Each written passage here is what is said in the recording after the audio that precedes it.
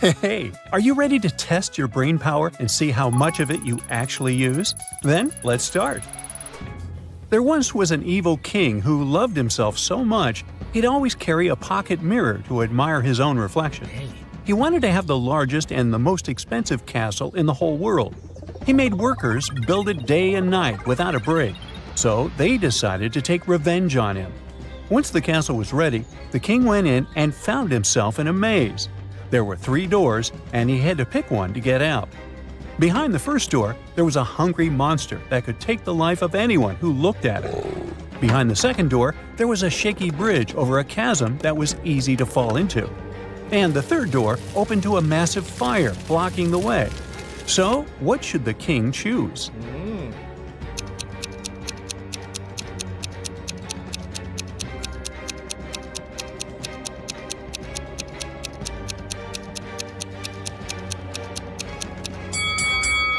The king should choose the first door.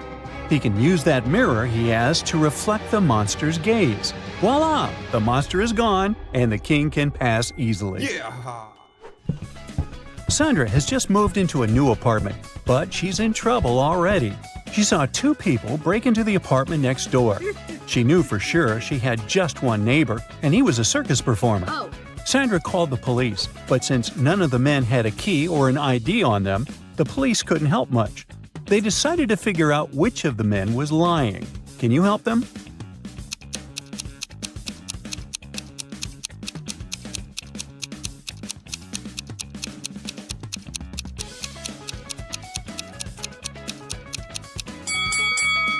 Although there's plenty of sports gear in the room, the real clue is the flower on the clown's hat.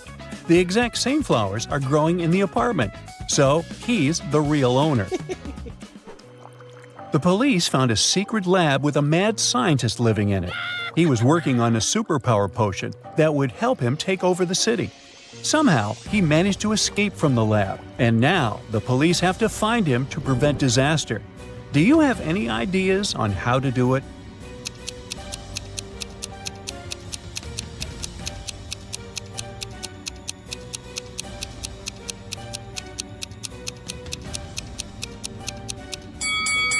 There are some flasks in the trash can. They must be the clue. And he must have left this weird gadget behind. Let's keep on searching. Here are some suspicious footprints. The mad scientist must have left them behind. Do you see him? There he is, hiding behind the car. Neil invited his best friends to his birthday party and ordered a cab for them so they wouldn't have to drive. Everyone had fun, but then it was time to open the gifts, and one of the boxes turned out to be empty. Someone must have stolen it. Oh no. Sue said, "I make more money than all of you together. Why would I steal that gift?" Nikki said, "I've just arrived, and you're blaming me for stealing something? Sorry for being late." Mimi explained, "I haven't even seen that blue box with a golden ribbon before. Who's lying here?"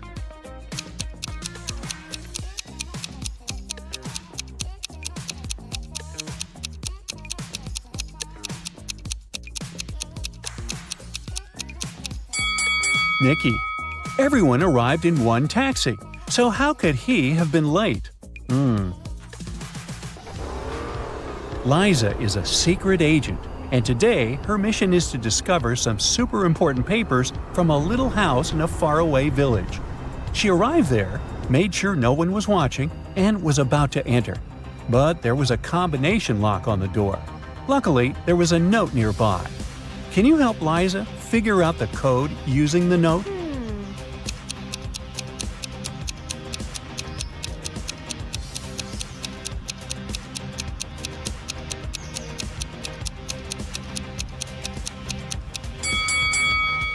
You have to count how many logs there are in each section of the house.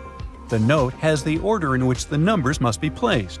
So the code is 7834. Nick has just arrived home after a weekend at the polo club with his friends. Yikes! He just saw a burglar running out of his house. Nick tried to follow the stranger, but he was way faster, so Nick couldn't catch him. But he noticed the burglar was running towards the construction site nearby. He must be pretending to be a construction worker. Which of these guys is an imposter?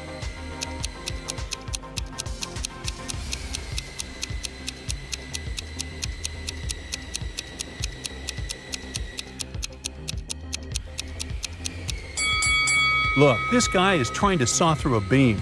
The guy on top will fall if he succeeds here. He must be the burglar. This family only seems normal. The dad is a real superhero. He can travel in time, he can fly, has super hearing, and always knows when someone is lying. It's cool, but not for his son. He has really bad grades at school and was grounded for the holidays. The boy really wants to go to his best friend's birthday party. How can he escape? He can tell his dad he has to be at school today. He can lock himself in and escape through the window. He can run away quietly while his dad is watching TV.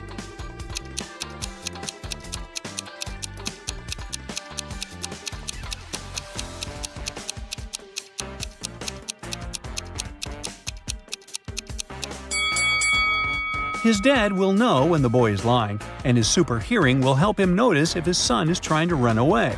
So, the only way out is through the window. Someone stole a famous masterpiece from an art gallery. 3 people were inside at the time of the crime: the head of the gallery, a maintenance person, and a visitor. The head of the gallery told the police, "I was in my office signing papers." The maintenance person said, "I was cleaning on the second floor and haven't noticed anything suspicious." The visitor said, "I was in the modern art hall and was looking at exhibits." The police immediately guessed who was lying. Can you do the same?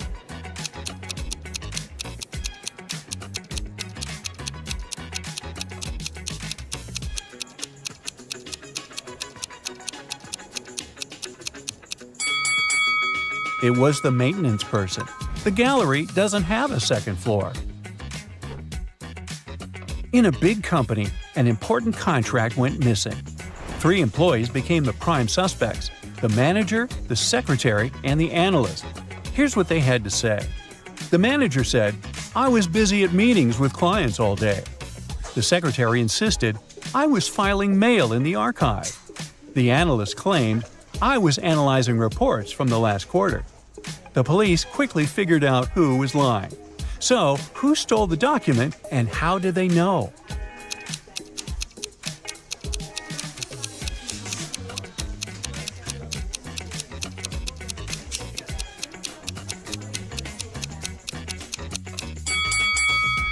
It was the secretary. The company only updates the archive on Fridays, but this happened on a Wednesday. Busted! Someone tried to hack the security system of a top-secret research base. The base is really well equipped, with self-updating software and all the latest tech. 3 team members fell under suspicion: the engineer, the guard, and the programmer. The engineer said, "I was checking the base's power supply, and everything was fine." The guard told the police, "I was patrolling the area, and everything was quiet." The programmer explained, "I was updating the system software." The police immediately knew who tried to hack the system. Can you guess who it was and how they figured it out?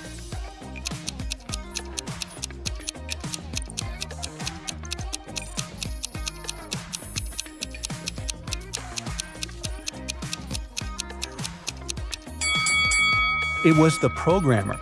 The system updates automatically and doesn't need any help with it.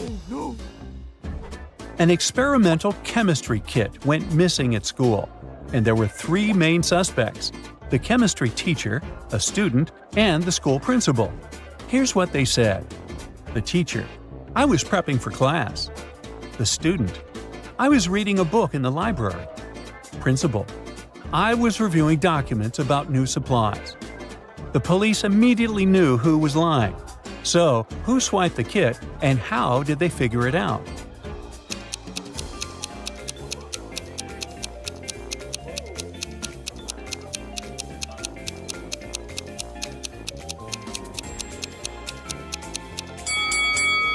It was the student.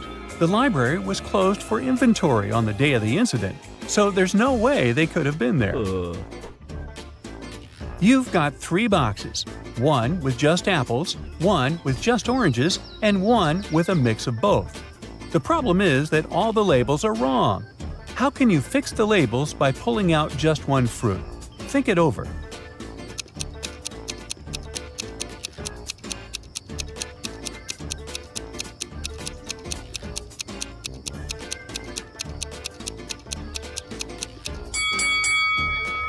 So here's the trick. Grab a fruit from the box labeled mixed. Since all the labels are wrong, this box actually has either just apples or just oranges. Let's say you pull out an apple. It would mean that this box is actually the just apples box. Now you've got 2 boxes left. The one labeled oranges can't just be oranges because it's mislabeled. And it can't be just apples because you've already found the apple box. So it must be the mixed box. It means the last box, which was labeled apples, must be the just oranges box. And there you go. You've sorted out all the boxes. Driving through the country to visit their family. One day, late at night, they were on a lonely country road. That's when a powerful storm broke, and their car tire burst. They had to leave the vehicle to find help, but there was nothing, and no one around. Sometime later, they came across an old and spooky mansion that seemed abandoned, but the guys decided to try and see if anyone lived there and could help them. They arrived at the mansion gate. On a metal address plaque, it was written, "The House of Riddles." Gemma and Andy got suspicious, but they desperately needed shelter from the storm and some help with their car.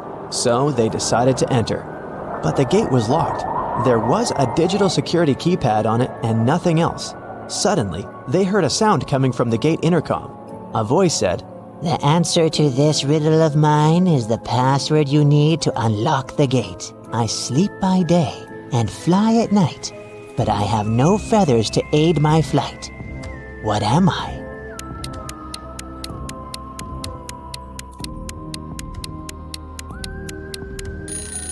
"That's a bat."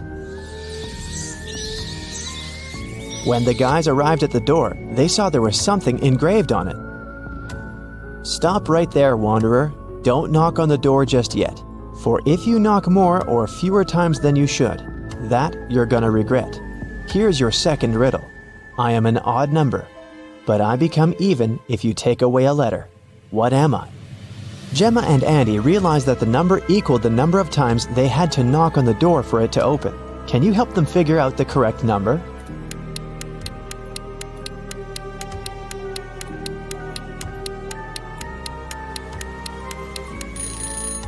The answer is 7, so they had to knock on the door 7 times.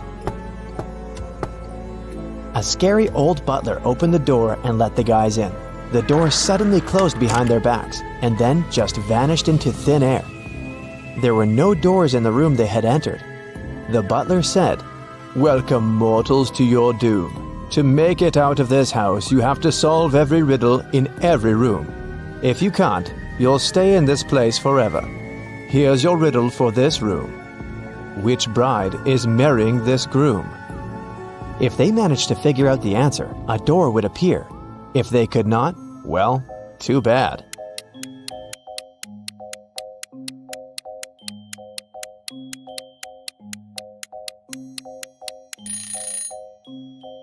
Do you see the shadows behind them? The third bride's shadow is holding hands with the groom's shadow. They're in love, so she must be his chosen one.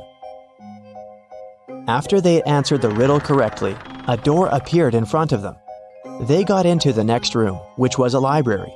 3 books fell from a bookcase in front of their feet. Then they heard the butler's voice echoing, "You have to open one of these books, but choose wisely, because whatever creature the book mentions, it will appear here."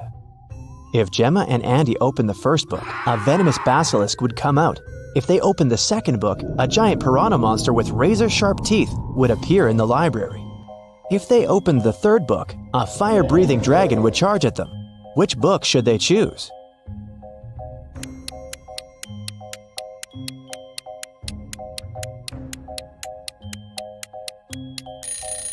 Since the giant piranha is a water creature, it can't survive on land, so the guys should choose the second book. The library door opened, and they walked into the next room. It turned out to be a dining room. A large mirror covered one of its walls. Yet, the reflection of the room in the mirror had some differences from the real room. Can you spot them?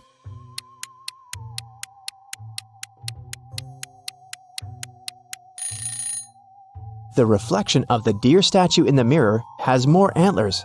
In the reflection, you can see someone hiding behind the curtains. But there's no one besides Gemma and Andy in the room. And lastly, in the mirror, one of the plates on the table is different from the others. But in the real dining room, all the plates are the same. Gemma and Andy felt very hungry. Thankfully, the next door that opened led them to the kitchen. There were 3 different chefs inside. The first chef was a zombie, the second one was a vampire, and the third chef was human. Each of them was holding a pie in their hands, but only one pie was safe to eat. Which one?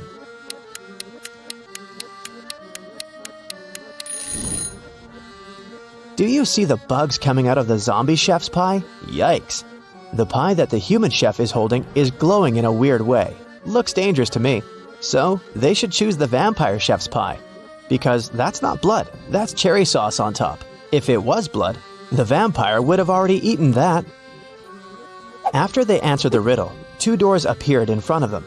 One of them had Gemma's name on it, and the other had Andy's. The butler sneaked behind the guys and pushed Gemma through the Gemma door, and Andy through the Andy door. Gemma fell down a pit and found herself in a mysterious garden. She accidentally woke a garden gnome who had been sleeping.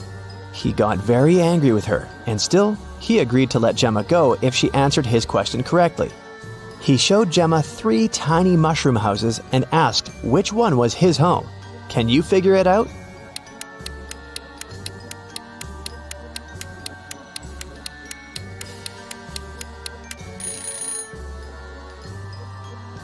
Do you see the flower on the gnome's hat? The door handle of the second mushroom house handle is the same flower, so that must be his home. Andy, on the other hand, fell into a magical dungeon. The dungeon guard was an ogre, and he looked very pleased to finally have a prisoner. Yet he agreed to let Andy go if the guy chose the correct magical portal to escape. 2 magical portals appeared in front of him. Each of them led to a room. Andy had to stay inside the room of his choice for 5 minutes. The first room was full of poisonous gas that would knock him out in 4 minutes, and the second room was filled with water. If Andy opted for this room, he would have to be chained to the floor with the water rising really fast. In which room can the guy survive? Andy should choose the first room. He should take a breath and try not to breathe for a minute. After that, he'll have to wait for 4 minutes for the door to open, and then he can escape. Both Gemma and Andy were magically transported to the hallway after having answered their riddles correctly. They were happy to be together again. At the end of the hallway, there was a door, and in front of the door, a witch stood. She placed 3 long magic wands on the table in front of her and said, You do not need to do anything to one of these wands. One you must break in half, and one needs to be even shorter than that half. The witch added that they could only answer once, and if their answer was wrong, she wouldn't open the door. So, can you tell which wand should be the longest, which one they need to break into half, and which one needs to be the shortest?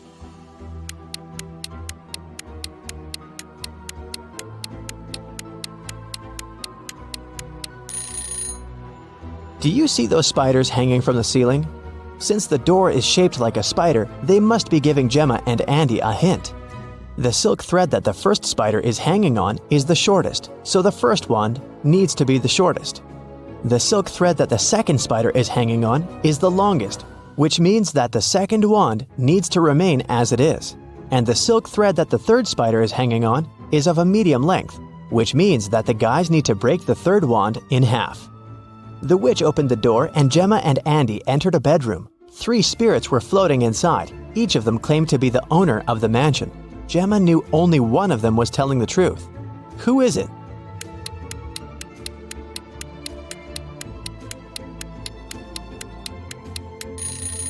The spirit of the elderly lady is telling the truth. Why?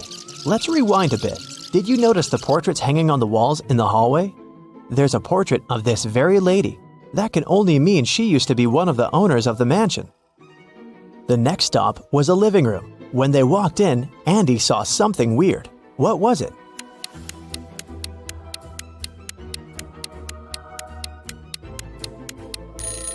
A face appears and disappears in the fireplace. The guys entered a study next. What's so weird here?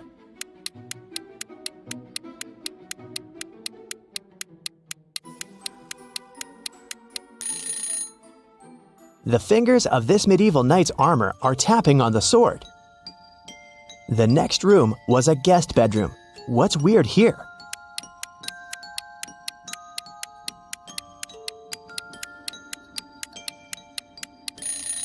The crystal ball is showing someone trapped in the basement. Gemma and Andy decided to take a look at the basement in case someone really needed help. Yet they had to crack another riddle to enter. There was a password panel and they needed to type in 7 digits to unlock the door. They had no idea what the passcode could be. Luckily, there was a note on the wall, and this word was written on it. What does it even mean?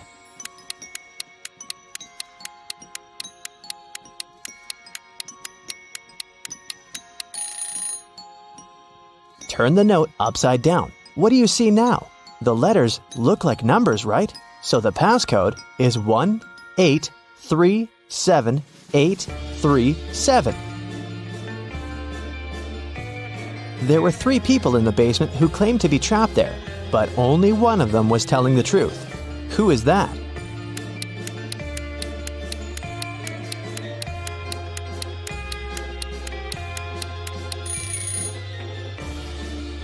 Do you see the stitches on the elbows of this lady? She's a creepy rag doll, so she's lying. And this man has claws instead of fingers. He must be a shapeshifter or something. Then it must be this guy who's telling the truth. So Gemma and Andy took him with them. After the guys answered every riddle in every room correctly, the butler appeared again. "Thank you, travelers. Now you're free to go. But this you must know. All of us in this house are cursed. Answer this one last riddle for the curse to be reversed. Once we are finally free, we'll help you with your car too. You'll see. There are 9 people in front of you.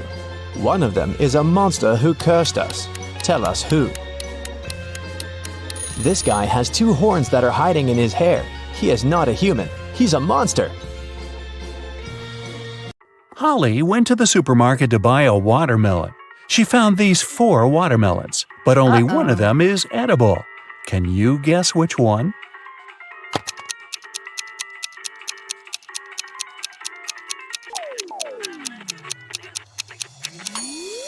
The first watermelon is a hologram. See those flashing pixels? The tail of the second watermelon is a green snake, probably not the safest choice. And the fourth watermelon has little cracks. So Holly should choose the third watermelon. One dark, cold night, Harry and Pam were chilling together in their country house. Harry was watching a movie while his wife Pam enjoyed her favorite mystery book. Suddenly, all electricity went out. Harry decided to go to bed, but Pam decided to finish the book. There was no artificial light around, but this fact didn't stop Pam. How is that possible?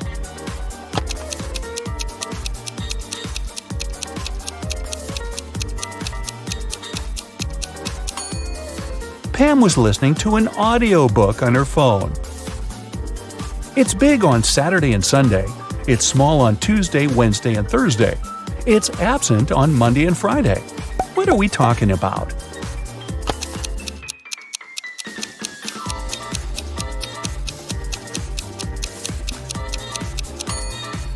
It's the letter S. Bella and Ken took a flight to Europe to celebrate their honeymoon. It took them 2.5 hours to reach the destination. After spending 2 weeks together, they flew back home. However, it took 150 minutes this time, even though the plane flew at the same speed. Can you guess why?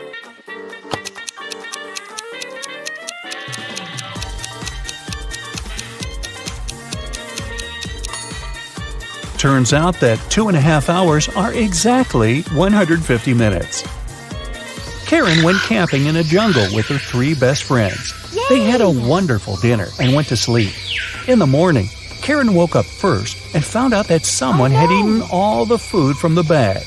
She questioned her friends. Josh said, "I was very tired and fell asleep as soon as my head touched the pillow. I don't know what happened." Leah said, "I left the tent in the middle of the night to go to the toilet. The food was in the bag near the tree where we left it." Wendy said, "I left the tent at night and spent some time stargazing. I ate just 1 chocolate, I swear." Who ate the food?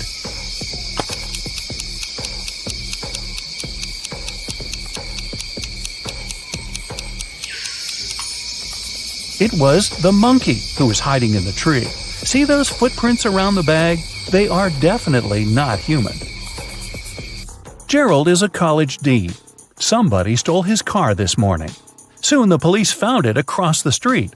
The thief hit a pole and escaped. The police interviewed 3 suspects. Holly said, "I was busy having classes all morning. Then I went for a walk with my friends." Brian said, "I was checking the test papers."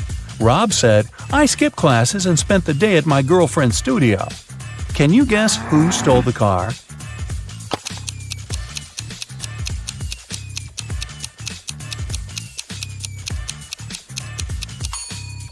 It was Holly. Take a closer look inside the car. She lost one of her earrings. The combined age of Jenny and Jasmine is 49 years old.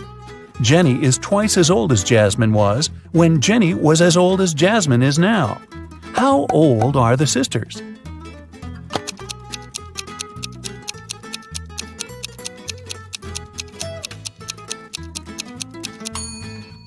Jenny is 28 and Jasmine is 21. Lisa likes grapes but not potatoes. She likes squash but not lettuce. Also, she likes peas but not onions. Following the same rule, will she like pumpkins or apples?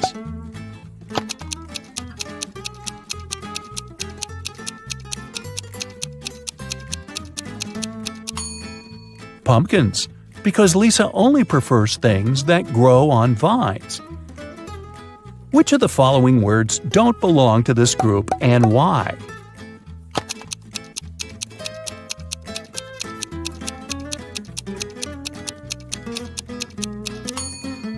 Courts.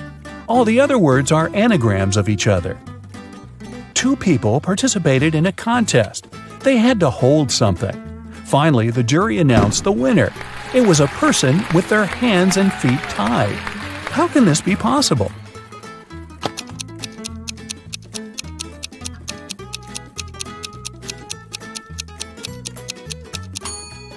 It's all simple.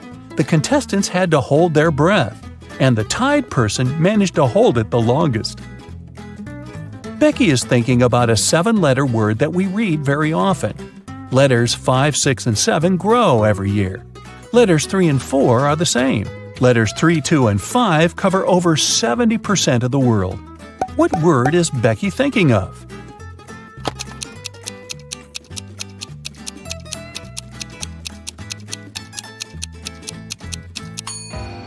The correct answer is message. Our age grows every year, and the sea covers over 70% of the planet. Amy is looking at Nick, and Nick is looking at Mia. Amy is married, and Mia is not. Is a married person looking at the unmarried person? Will you go with a yes or a no? Or is this information insufficient?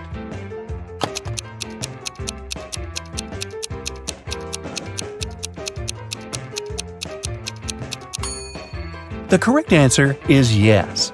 2 combinations are possible here. If Nick is married, Mia, who is unmarried, is looking at him, who is married. If Nick is unmarried, we still have Amy, who is married. In this case, she's looking at Nick, who is single, which meets the requirements too. 5 friends were eating apples. Amy finished before Bob, but after Kat. Dan finished before Eve, but after Bob. Can you figure out the exact order in which they finished the apples?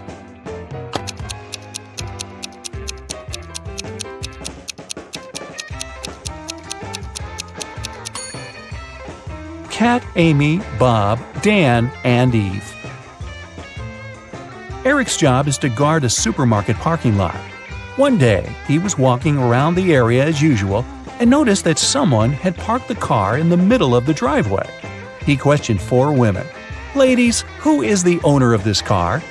All 4 women replied, "It's not my car." Eric took a closer look at the vehicle and figured out its owner right away. Can you guess which of these women is the owner of the car?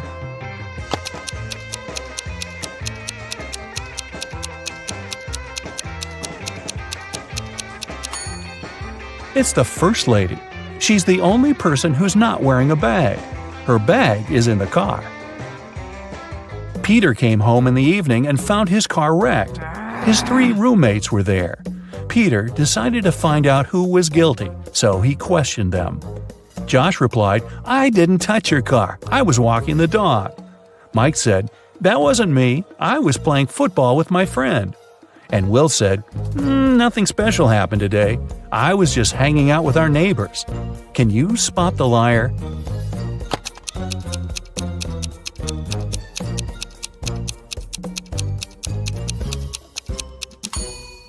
It's Will. He said he'd visited the neighbors, but nobody lives in this abandoned house. Plus, his cheek looks like he was in a crash. Sophie was sleeping. Suddenly, a robber broke into her apartment. He locked Sophie in the bathroom and asked her to stay quiet. Then, the robber began to collect cash and jewelry around the apartment. Suddenly, the phone started ringing. The robber told Sophie to pick up and talk without giving away the situation. Sophie picked up the phone. It was her husband. She said, "Oh, hi, darling. Is it an emergency, darling? Give me a call when you land. I'll cook your favorite meal that will help you relax after your business trip." Then she hung up. 10 minutes later, the police arrived at Sophie's house and caught the robber. Can you guess how the police learned about the robbery?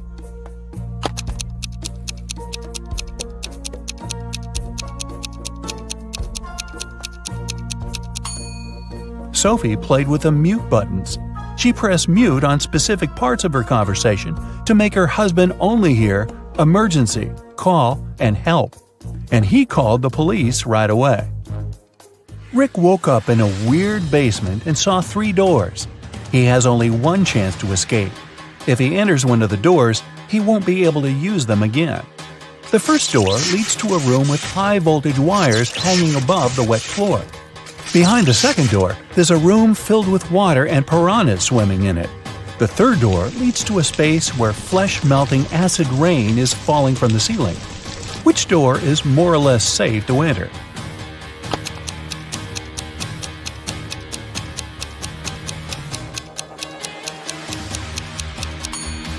Rick should choose the first door. He'll be okay if he won't let his body come in contact with the wires and the wet floor at the same time. Jerry called his wife Robin and told her that he would be home by 7 o'clock. They didn't plan anything special for that evening, but when he arrived at 2 minutes past 7, Robin was furious. Why was she so angry? Any ideas?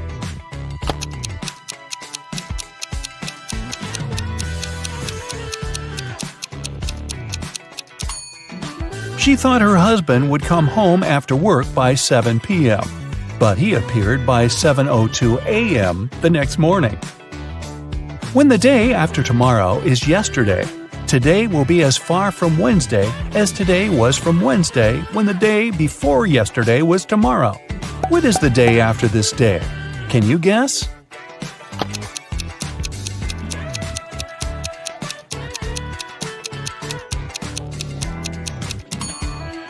It's Thursday. Harry and Barry are 2 magicians performing this evening in 2 nightclubs on the same street. But one of them is fake. Can you guess who?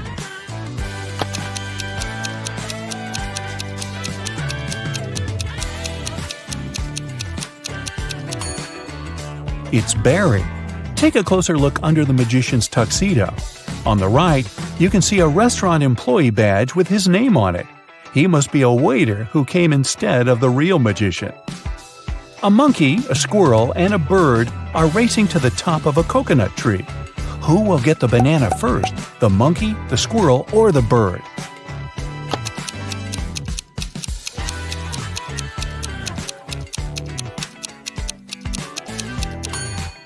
None of them, because bananas don't grow on coconut trees. Bonnie is cooking dinner. She has 3 stoves, a gas stove, a wood stove, and a coal stove, but only one match. What should she light first of all?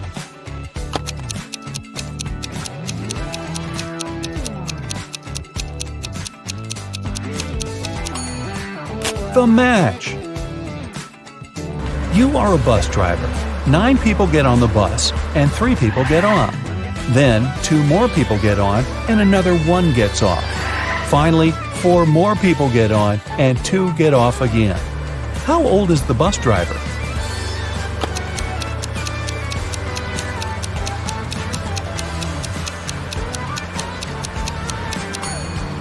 Whatever your age is, remember the question? You're the driver. Alright, you super sleuth. In this detective challenge, there are 3 levels. Each next riddle is trickier than the previous one. Aha! To get to the end and find out your results, you'll need to concentrate hard and use all your detective skills. Level 1. Anthony lives in the south of town, 20 minutes away from college. Mark's house is in the north and a bit closer, just 10 minutes away. Their lectures start at the same time, and the guys always meet in the park on the way to their classes. Who's usually further from the college building when it happens?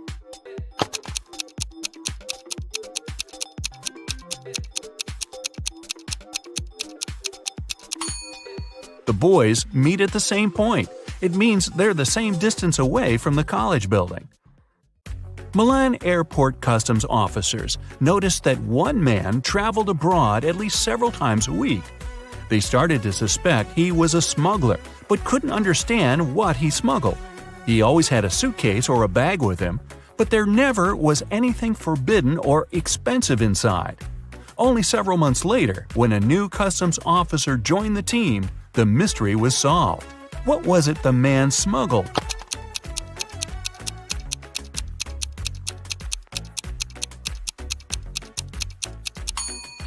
He smuggled designer suitcases and bags. Detective Dan Carlos was following a criminal who had stolen his watch. This person, Dan didn't see whether it was a man or a woman, ran for a hospital building and disappeared inside. When the detective rushed through the doors, he saw 2 doctors examining their patients. One of them had to be the criminal he was looking for. But which one?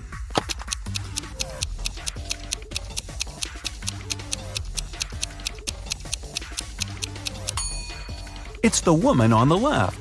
Her stethoscope earpieces aren't in her ears. Emily had passed a difficult test with flying colors. But for some inexplicable reason, her professor's sure the girl cheated. After arguing for a while, they come to an agreement. If Emily solves one riddle her teacher will give her, she'll get to keep her high mark. On the piece of paper the professor hands her, there's just one word: house. The girl doesn't need much time to figure out the answer. What is it?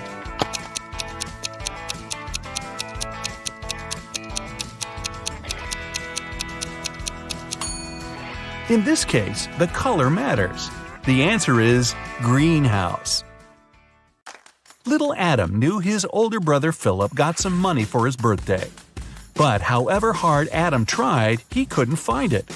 One day, when Philip was away, the boy sneaked into his brother's room. There was no money, but Adam found a map. The older boy had hidden the cash in the garden. Adam followed the instructions to a T. 10 steps to the left, 15 to the right, then 8 straight ahead. It must be here. The boy started to dig. He wasted 2 hours and still found nothing. Did Philip trick his little brother?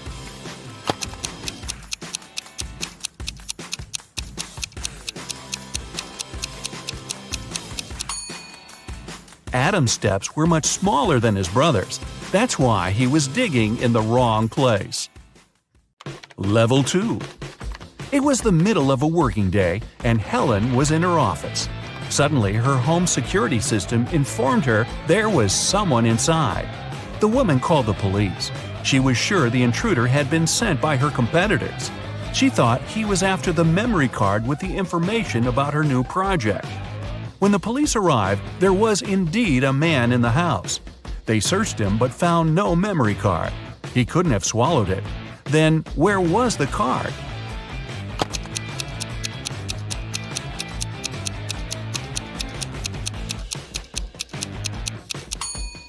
When the police got him, the man secretly slipped the memory card into one officer's pocket. After being searched, the criminal retrieved the card. The manager of a ski resort has gone missing. The police suspect 3 people that are staying at the hotel. Unfortunately, no one can find any of these people. They're probably on the slopes skiing. The police officers have no time to waste and decide to examine their rooms. Look at the suspect's stuff and say who is behind the disappearance of the manager.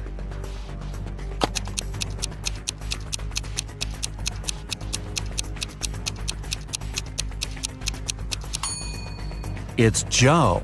He's the only one who doesn't have warm clothes or winter sports gear and equipment. It means he didn't come to the resort to have some fun. Jason, a rich traveler, stayed in a small but expensive hotel at the seaside.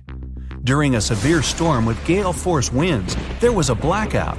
The whole area was plunged into darkness. People stayed without electricity for at least 2 hours. The problem was finally solved.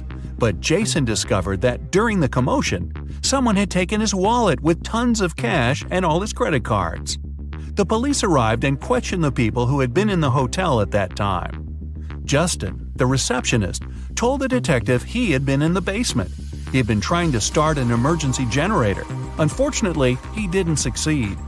Nicole, another guest, said she arrived an hour before the blackout.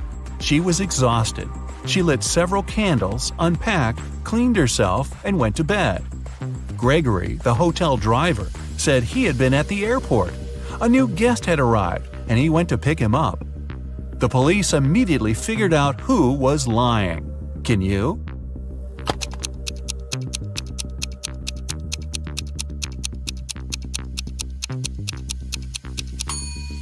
The blackout was caused by a bad storm, and planes don't fly in such windy weather. Then how could someone arrive by airplane? Gregory lied. In the 22nd century, robots live among people, and it's nothing out of the ordinary. But sometimes they resemble people so much it makes detective work way harder. Like this time. Eric Blank, an experienced police officer, has to figure out which of the 3 suspects is guilty of identity theft. He knows for sure the culprit is a robot. But who isn't human?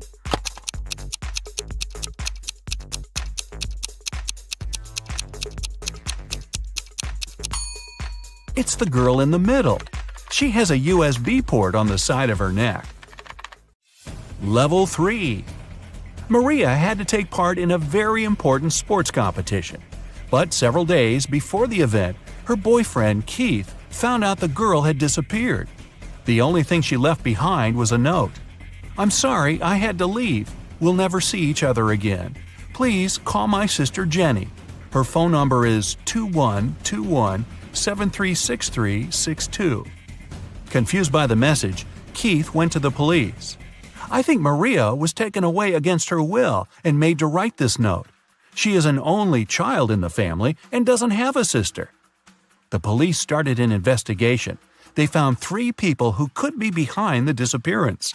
Cheryl, Maria's competitor, said she had been at her mom's house resting before the competition. Aaron, Cheryl's coach, told the police he'd been spending all his time at the gym. And Kyle, Maria's coach, said he had felt unwell and stayed in bed. Who knows something about Maria's whereabouts?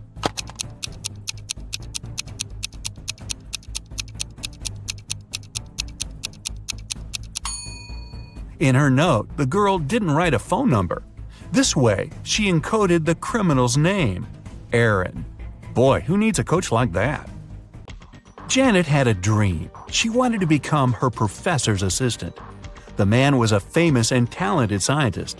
The man knew she was a smart girl. But before offering her the position, he decided to put her to the test. The professor took her to a house with 2 rooms, completely isolated from each other. In one room, there were 3 switches. In the other room, there were 3 light bulbs. Janet had to stay in the room with the switches. She was allowed to go to the other room only once. She had to understand which switch was connected to each of the bulbs. The girl managed to solve this task. How did she do it?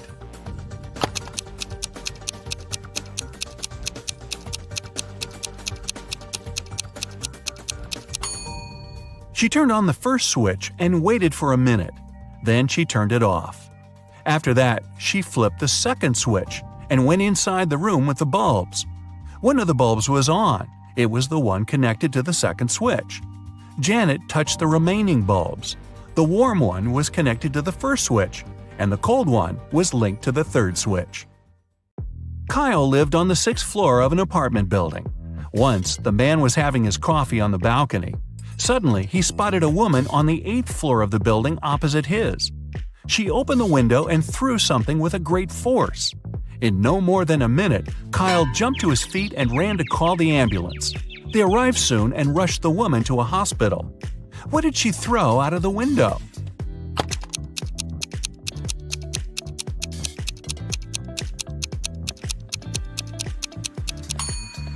It was a boomerang. Hey, I didn't say all these people were smart. Do you feel like cracking another rebus puzzle, this time a more difficult one? Take a look at this. What does it mean?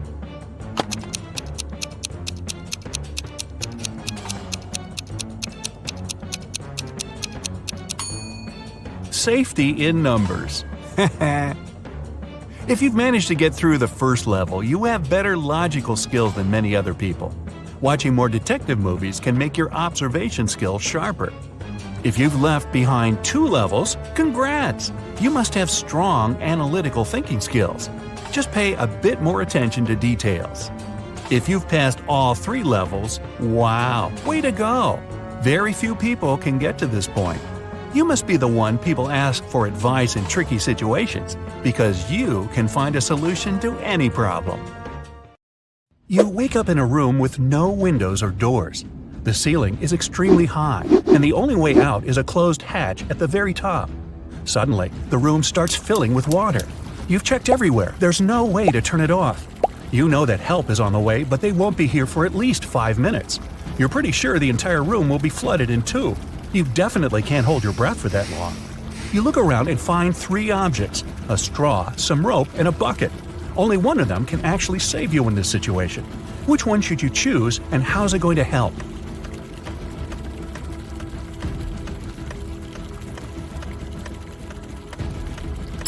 You should take the bucket, flip it over, and put your head inside when the water gets to head height.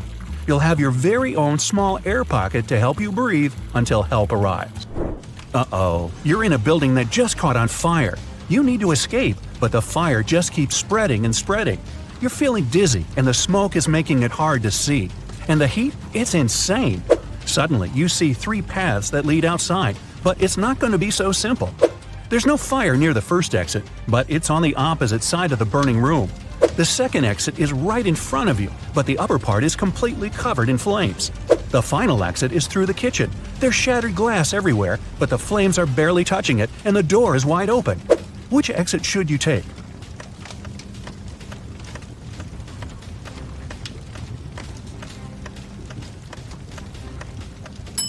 Even though the first exit isn't on fire, an indoor blaze is totally unpredictable.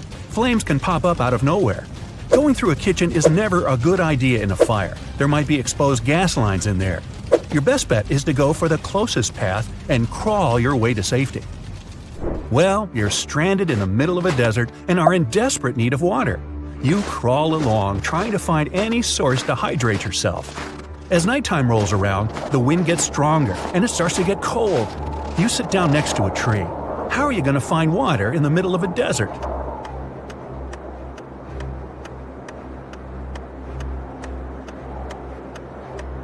Grab 2 of the largest tree branches you can find, and then rip your outer shirt and stretch it out over them, kind of like a sail. Shove the 2 branches into the sand to anchor them. The water in the atmosphere will get caught on the cloth and drip down for you to collect.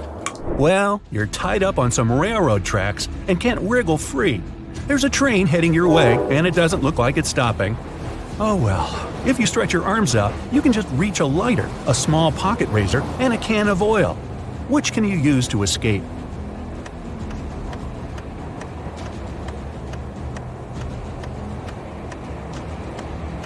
Pour the oil on the ropes holding you down.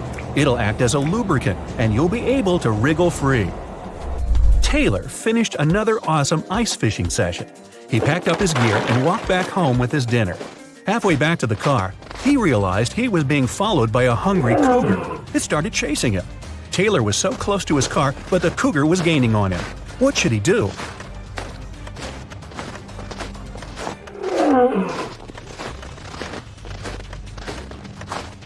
He should fling the fish to the side to distract the cougar. Then he should ditch all his gear. It's just slowing him down. That way, he's got a chance of making it to the car before he turns into cougar chow. Well, you find yourself in a pitch-black room. The room is huge and there are many hallways and corridors leading to unknown places. You need to find your way out before the room starts heating up like an oven. You only have 2 minutes. You can feel some pipes on the wall but nothing else. How can you save yourself?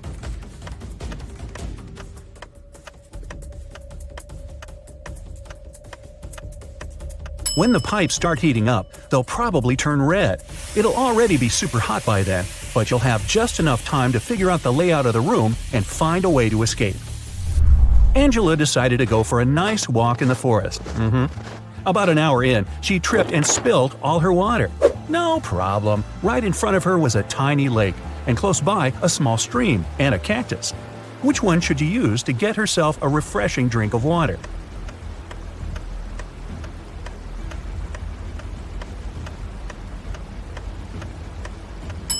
She should head for the stream. That lake isn't moving. That means it probably has bacteria living in it. And a single cactus won't have enough water to quench your thirst. Even though the stream is pretty small, moving water is almost always the safest option. What are those things? Oh, paw prints. Those are bear tracks heading to the forest, a wolf print coming out of the forest, and some elk prints heading toward a lake. Well, what's the best place to go if you're not into the whole being eaten thing? Think fast.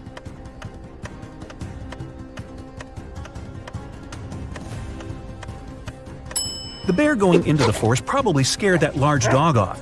Oh, you thought those were wolf prints? Not likely. Wolves mostly travel in packs. The bear is most likely chasing the elk, so they'll both end up at the lake. That means the forest's safe for now. You're stuck in a well in a small village, and the water's already up to your knees. There's a rope leading to the mouth of the well, but it's definitely not strong enough to hold you. You look around and find a bucket, some clothing, and a lighter. How do you escape?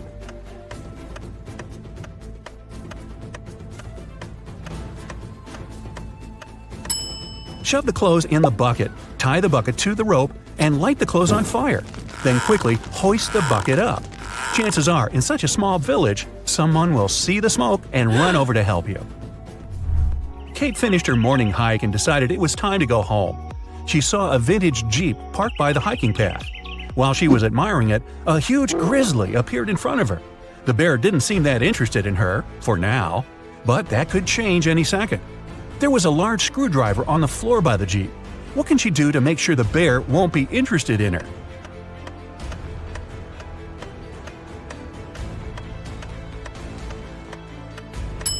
She can puncture the gas tank with the screwdriver and douse herself in gasoline. That way, the bear wouldn't be so interested in her scent. Eric was out camping and he needed some light to see in the dark. He reached into his tent, but his flashlight wasn't working for some reason, and his phone only had 10% battery. He looked around and saw a bottle of water, an empty sandwich bag, his hiking boots, and a pillow. What can he do to make more light?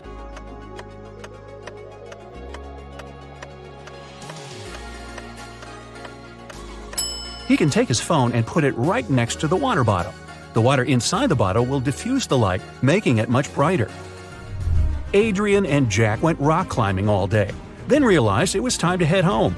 After a long walk through the woods trying to get to their car, they realized they were totally lost. They'd never been in these woods before. They didn't have a clue what to do. What's worse, Jack collapsed from exhaustion and couldn't take another step. Adrian tried to lift him up, but Jack was too heavy. Night was approaching. He tried to call for help, but neither phone had any signal. His only choice was to venture out and seek help. He checked both gear bags and found a small pick hammer, some ropes, some sturdy locks, and a harness. What should he do?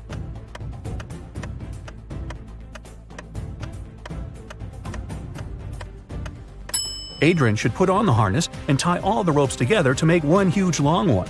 Then he should tie one end to Jack and one end to his harness. That way, if he got lost in the woods, he'd be able to find his way back to Jack. That's one long rope. Nora's family was out for the day, and she was going to surprise them all with a triple chocolate raspberry cake. Right after plugging in her mixer, she heard a small pop, a fizz, then the electricity shorted out, and her precious mixer broke out in flames. Her phone was in the other room. Quick, help her. She's got to stop the flames from getting worse while she sprints over to get her phone and call for help. What should she do?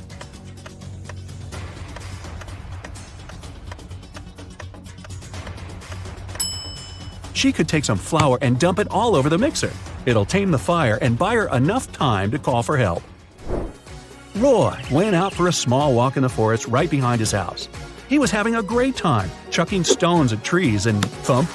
He launched the stone right into a beehive. A swarm of bees flew out and started chasing him.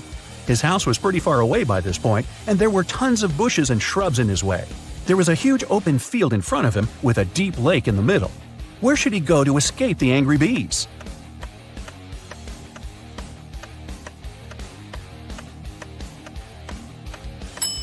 Jumping into the water to escape from a swarm of bees doesn't work. They'll just wait right above you and sting you when you resurface to breathe. The trick is to run as far away as you can. Head for the house and shut the door, Roy. Kira is a very independent young lady. 2 years ago, she moved into a one-story house in Alaska. Since then, she's been living there with her dog. Her house is made of sandstone, and it's pretty cozy and warm. Can you guess the color of the stairs inside?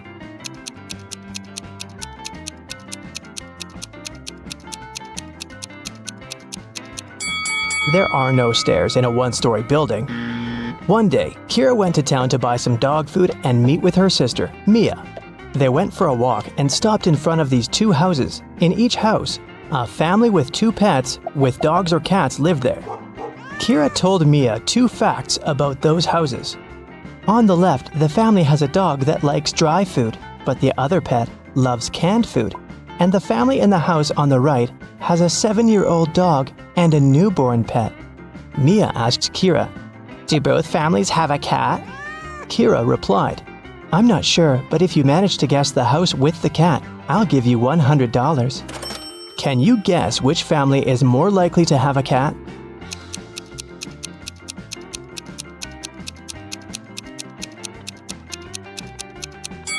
Okay, let's analyze this. The house on the left offers us 3 possible scenarios.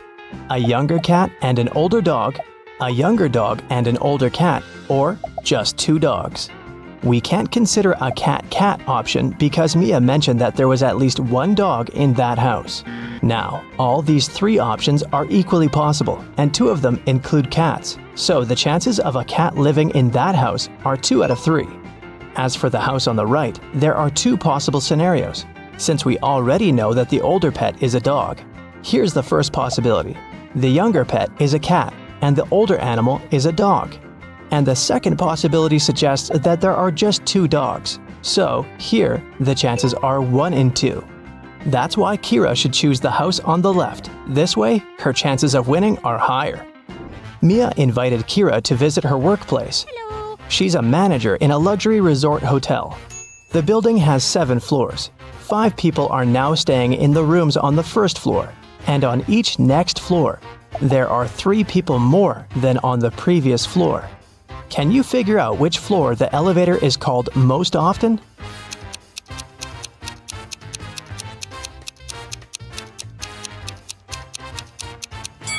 To the first floor. Any person living not on the first floor has to call the elevator to get to their room.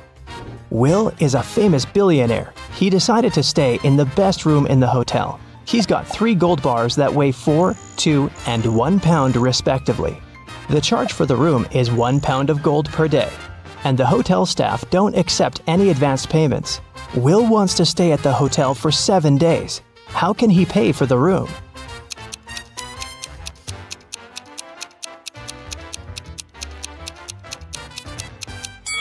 Here's the scheme. On the first day, Will should give them his 1 pound bar. On the second day, he should give the 2 pound bar and take his 1 pound gold bar back. On the third day, Will should pay with the 1 pound bar again. And on the fourth day, the guy should give the 4 pound bar and take both the 1 and 2 pound gold bars back. On the 5th day, he can pay with the 1 pound bar. On the 6th day, he can give them the 2 pound bar and take the 1 pound bar back. And finally, on the 7th day, Will should pay with his last £1 gold bar. Will offered Mia a deal. If you crack my riddle, I'm going to give you the biggest diamond from my collection. He arranged these matchsticks in a square, which contained 4 smaller squares. Can you remove only 2 matches so that there's only 2 squares instead of the 5? Mia nailed it right away. What about you?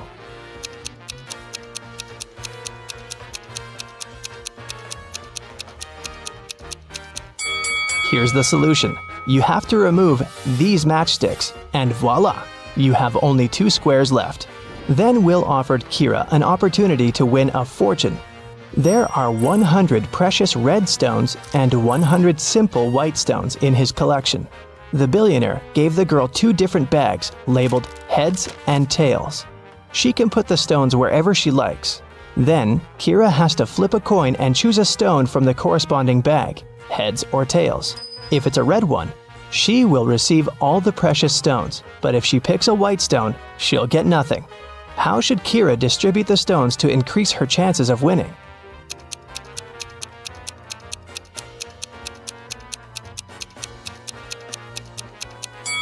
If she puts just 1 red stone in one bag and all the other stones in another, her chances of winning will be 3 and 4.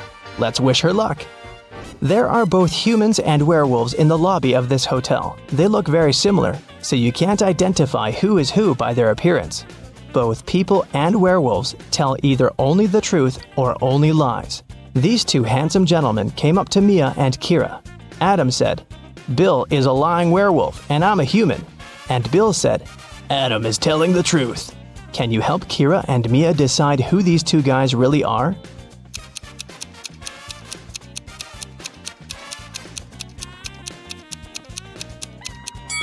We know that they cannot tell half-truths. So, Adam's statement is only true if both parts of it are true. Let's suppose that Bill is an honest human. Then Adam should be honest too. But Adam called Bill a liar, which creates a conflict. It means that Bill's statement cannot be true. So Bill is a liar. And knowing that, we can conclude that Adam is a liar too. But what about their nature? Are they humans or werewolves? Adam's first statement is a lie, which means that Bill is not a werewolf. Therefore, Bill is a lying human. And the second part of Adam's statement means that he's a lying werewolf. Adam and Bill invited Kira and Mia for dinner. When they asked the ladies about their parents, Kira replied, "We have the same father and mother, and we were both born on the same day." Adam asked, "Are you twins?" Mia replied, "Nope, no we're not." How can this be possible? Have you guessed?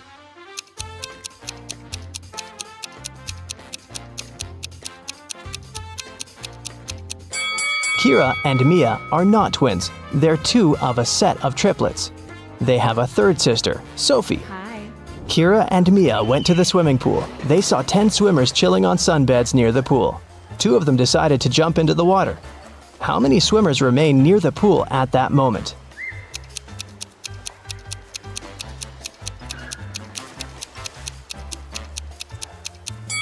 10. The 2 swimmers might have decided to get into the water, but it doesn't mean they've done it. Kira entered a very small dressing room. There were 4 cats sitting in 4 corners. There were 3 cats across from each cat. And at each cat's tail, there was 1 more cat. Can you tell how many cats there were in the room?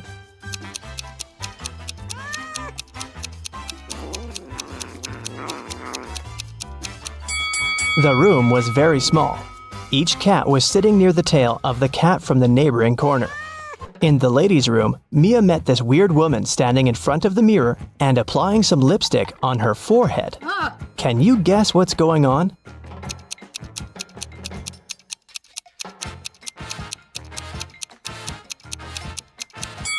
She's trying to make up her mind. In the basement of the hotel, Mia and Kira found a barrel with no lid and some milk in it. Kira said, "Whoa, this barrel of milk is more than half full." Oh, And Mia said, "No, it's not. It's less than half full." yes? Without any measuring tools or pouring any milk out of the barrel, how can they easily determine who's right?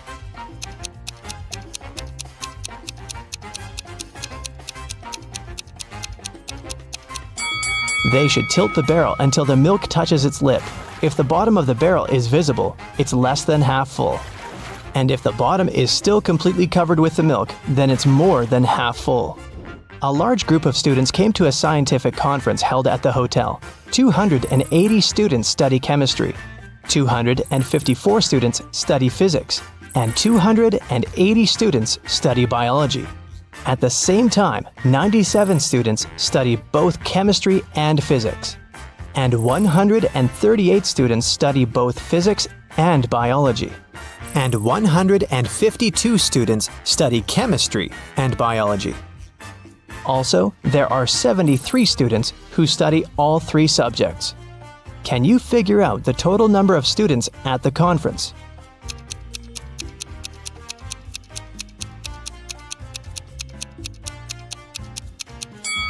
Take a look at this Venn diagram. Now, it's obvious that the total number of students is 500. Mia gave Kira 3 shoe boxes labeled red, blue, and red and blue. She said, "I labeled the boxes incorrectly. You can only open one box of your choice and then label the boxes correctly. If you do it, I'll give you all these shoes." Can you help Kira label the boxes?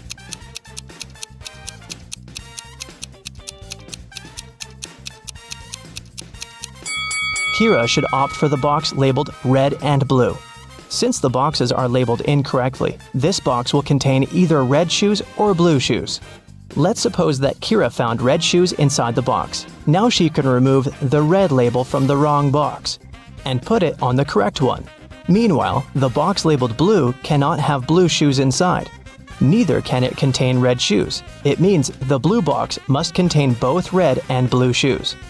Now, Kira has only one remaining box that she can label as blue, and if inside the red-blue box there's a pair of blue shoes, Kira can use the same logic to label the remaining shoes. Take a look at the table. How many matches can you see?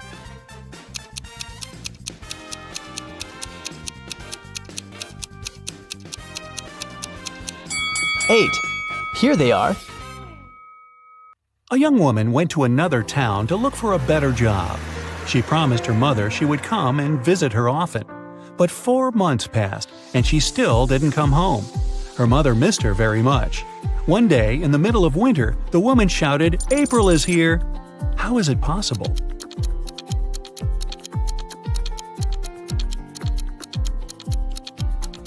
April was her daughter's name. She finally came to visit her family.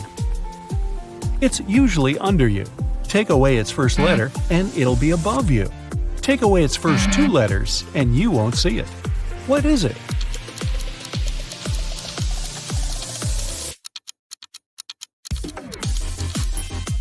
It's a chair, which can transform into hair and air. Look at this picture and try to understand what's wrong with it.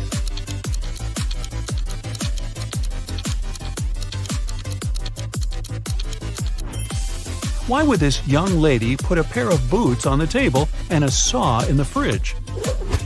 How about this image? Does anything strike you as odd?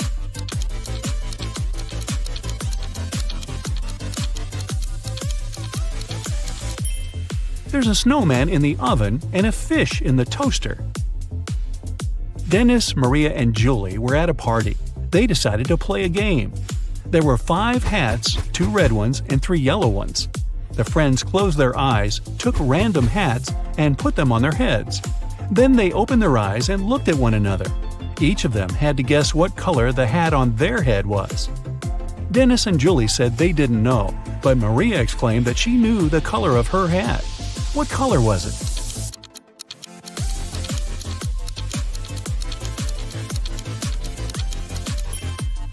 It was yellow. Maria saw that Dennis and Julie were wearing red hats, and she knew there were only 2 of those. You can't share it until you take it. What is it?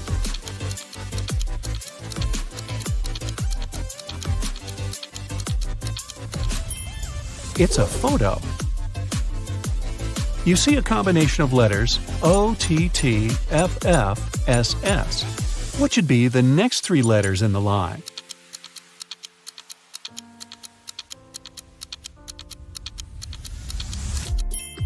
They should be E-N-T. These are the first letters of the names of the numbers from 1 to 10.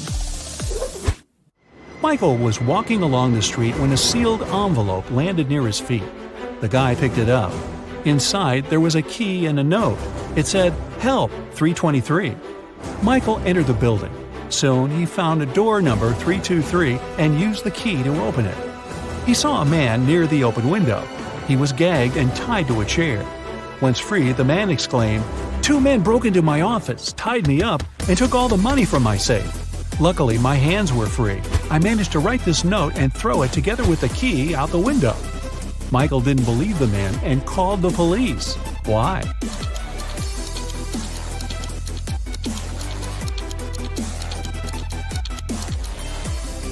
The envelope was sealed.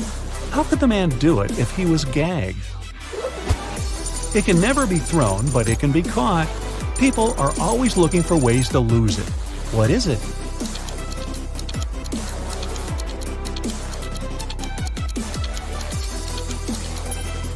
It's a cold. 2 teams were playing soccer against each other. Each of the teams scored 2 goals in total. And still, it wasn't a tie. One team won and the other lost. How come?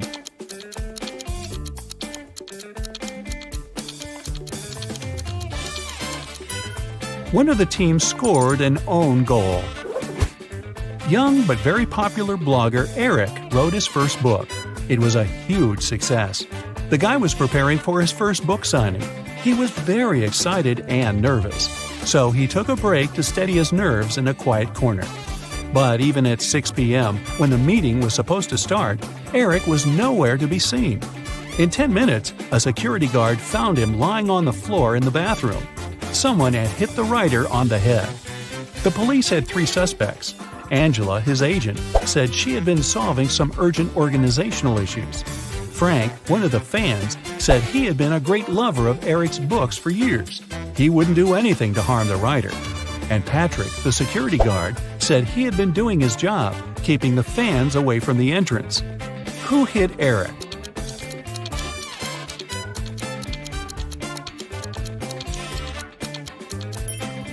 It was Frank. It was Eric's first book. Frank couldn't possibly be reading his books for years. Look at these guys carefully. Who is a fake fireman?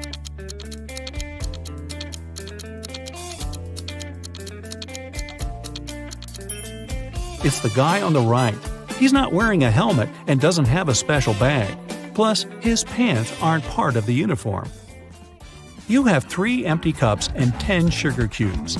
You need to distribute these sugar cubes between the cups so that each of them contains an odd number of cubes.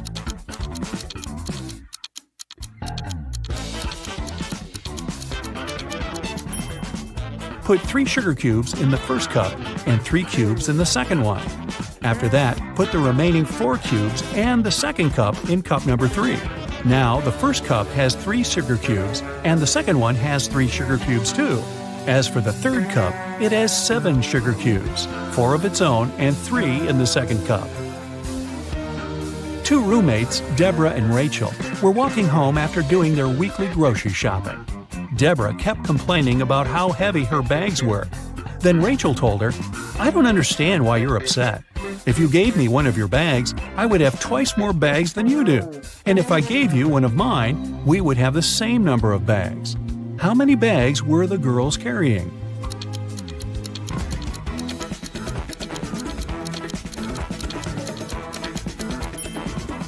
Rachel had 7 bags, while Deborah was only carrying 5 bags. Detective Black's assistant, Josh, was late for work. When he arrived, he told his boss the following story. "I was driving along the highway when I saw an unconscious man lying on the left side of the road. I picked him up and took him to the nearest hospital. Finally, he came to his senses. He told me he had been pushed out of the moving vehicle. The bag and all of his money and documents were left inside."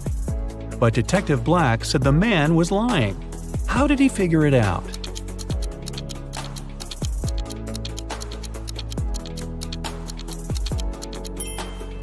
If the man had indeed been pushed out of the car, he would have been lying on the right side of the road, not the left one. Kenneth was starving. He found a nice diner that served burgers and bought one. After a waiter brought him his order, Kenneth went to the bathroom to wash his hands. But when he came back, his burger was gone. The guy looked around the diner and understood who had taken his lunch. Can you figure it out?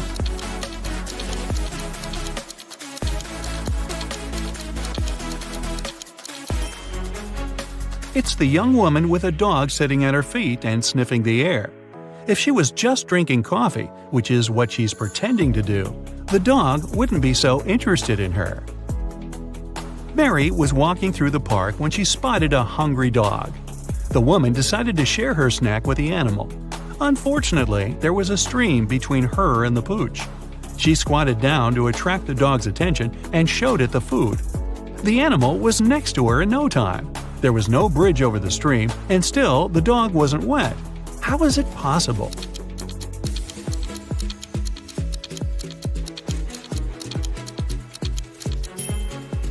It happened in the winter, and the stream was frozen. A rich entrepreneur disappeared from his office. The only thing he left behind was a note with the numbers 6, 4, 9, 10, and 11, and a calendar. The police have 5 suspects: James, Kevin, Carol, Jason, and Laura. Who knows something about the man's disappearance?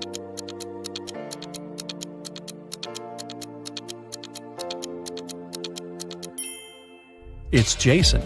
The numbers mean months of the year, and the first numbers of these months make up the culprit's name, Jason. Matthew bought a new smartphone and a phone case. He paid $310. The gadget cost $300 more than the case. How much did Matthew pay for the phone?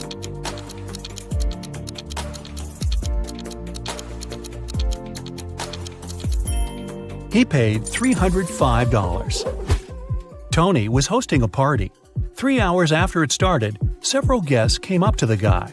They asked where they could charge their phones. Unfortunately, there was only one socket in Tony's house. The guy checked all the power strips he had. Help him figure out how many phones he can charge at a time.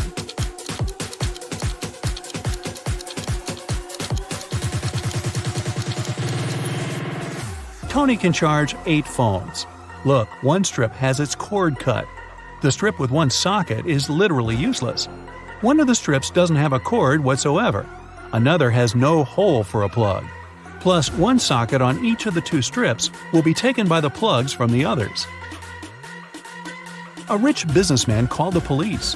When he arrived at his office in the morning, he remembered he had left a bunch of important documents in his safe at home. He sent his secretary, John, to bring them. But the guy called half an hour later. He said the safe was open. The documents were still inside, but all the money had disappeared. The police examined the businessman's home office. They tried to find some fingerprints. Nothing at all. The detective had 3 suspects: the secretary, the businessman's nephew, Mark, and the housekeeper. The secretary said he had called his boss as soon as he had seen the safe. Mark said, "I opened the door for John. Then I went to my room and found out about the accident only after John called me." The housekeeper told the police she had been very busy with her chores and hadn't been to the office since the previous evening. Who took the money?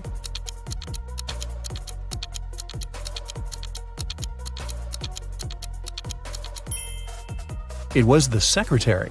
There were no fingerprints in the room, but John was there and definitely touched different things. If he hadn't been guilty, he wouldn't have wiped his fingerprints off. Can you find a dino that is different than the rest?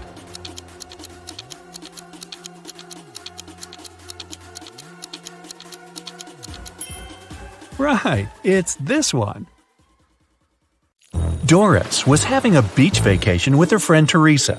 One morning, the young women were sunbathing near the water. Teresa went to a cafe to get some lemonade while Doris went swimming. When Doris came back, she saw that her smartphone, which she had left on her beach towel, was gone. "Have you seen my phone?" she asked the man sunbathing nearby. "Nah, I've been sleeping all this time." At this moment, Teresa came back with the lemonade. She looked around and immediately understood where Doris's phone was. Who took it?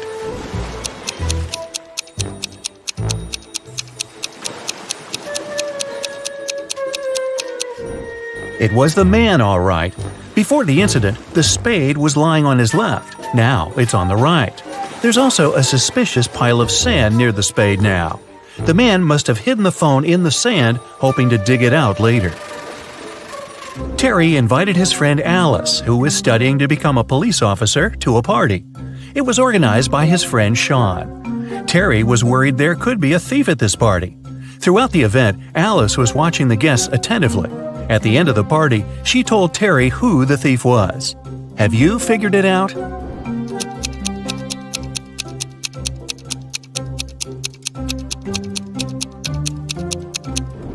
It's the host, Sean. At the beginning of the party, one of the guests had a watch on his wrist, and this woman had a beautiful necklace. But at the end of the party, the watch is already on Sean's wrist, and the necklace is in the flower pot. Detective Carlson was walking along the street when he heard the sound of glass shattering. He looked around and saw a large crowd gathering near the broken window of a jewelry store. The shocked owner was inside. The detective ran up to him. "Has anything been stolen?" The man said he hadn't understood yet, but then Carlson exclaimed, "Sorry, I've got a thief to catch," and rushed away. What did he see?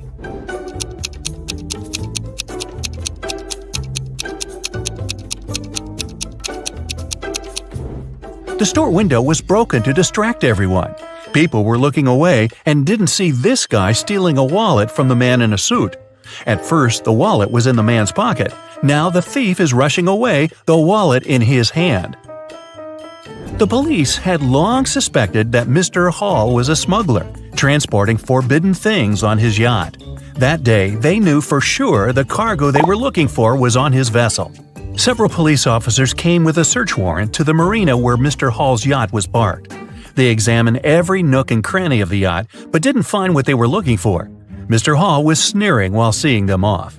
Suddenly, the youngest police officer exclaimed, "I know where the cargo is!" What did he understand?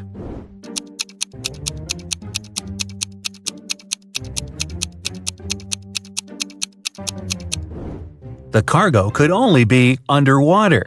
Wrapped in a protective cover, it was tied to the anchor. Look at these guys carefully. One of them is not living alone. Who is it?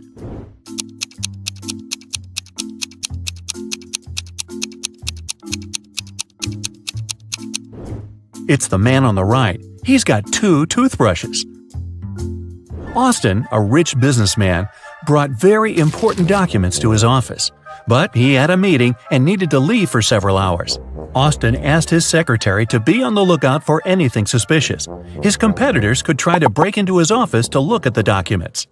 When he came back, his secretary told Austin everything had been quiet. But when the man looked around, he realized someone had been inside his office. The secretary eventually admitted having fallen asleep while Austin was away. How did the businessman understand someone had visited his office?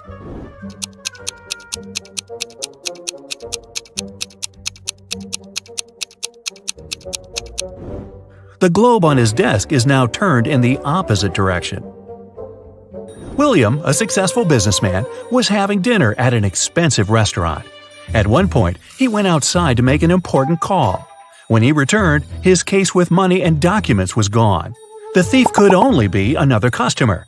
When the police arrived, they questioned everyone who was in the restaurant. Karen said she had been writing a new chapter of her book. Paul said he had been waiting in a line to get to the bathroom. Donna had already paid for her coffee and was putting on her coat. And Robert was having a video call with his girlfriend. It didn't take detectives long to figure out who the thief was. Do you know it?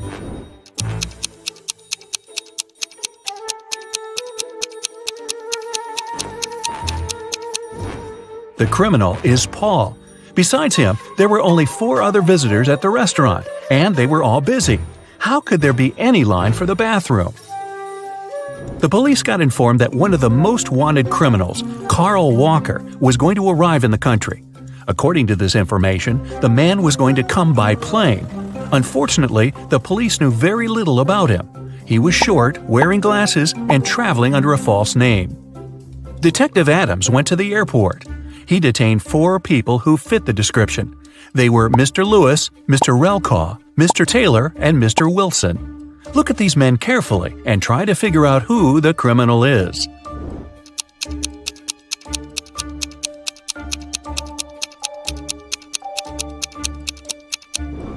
It's Mr. Rel Call. His last name is actually the criminal's last name, Walker, but with its letters reversed. A detective is looking for an important witness. Without them, she won't be able to solve a complicated case. The only thing she knows is that the witness is left-handed. Look at these people and help the detective choose the person she needs.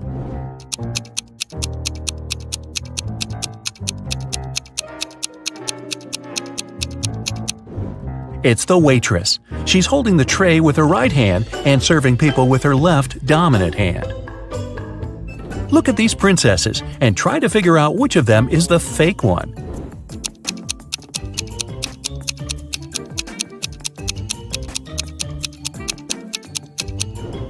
It's the princess on the right. The tiaras of the princess on the left and the one in the middle have a reflective shine to them. You can see they are made of precious metals. But the ice princess's tiara doesn't shine. It's made of plastic. A businessman arrived at his office after a long trip. He discovered that some important documents had disappeared from his desk. He immediately called the police, and a detective arrived shortly after. After interviewing all the workers, he had a list with 3 suspects on it. They were Emma, the accountant, Sophia, the receptionist, and James, the sales manager. But all of these people claimed they hadn't been inside the businessman's office. It didn't take the detective long to figure out who was lying. Do you have any ideas?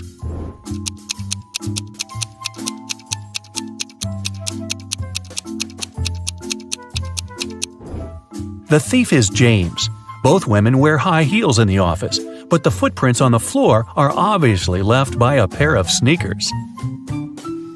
An elderly lady called the police. She told them someone had sneaked into her house while she had been asleep. The intruder took away the money she kept hidden in her kitchen cupboard. The woman was sure it was one of her neighbors. The police visited all the neighbors, but each of them claimed they had spent the entire day at home. Look at their houses and try to figure out who the thief is.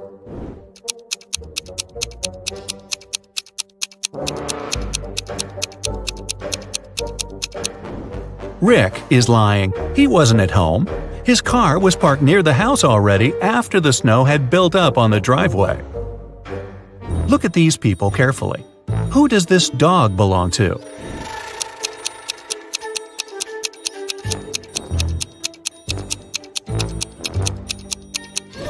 The dog's owner is the guy in the middle. He's the only one who isn't trying to pet the animal. Can you figure out how many watermelons there are in this picture?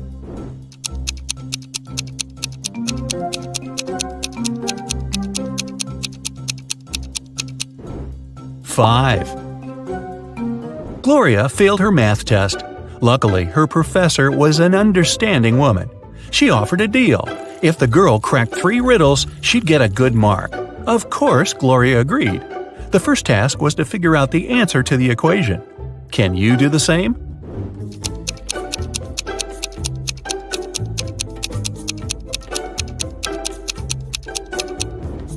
The answer is 232. Gloria didn't need much time to solve it and got the next puzzle. The student saw several numbers made up of matches. What should be the last number?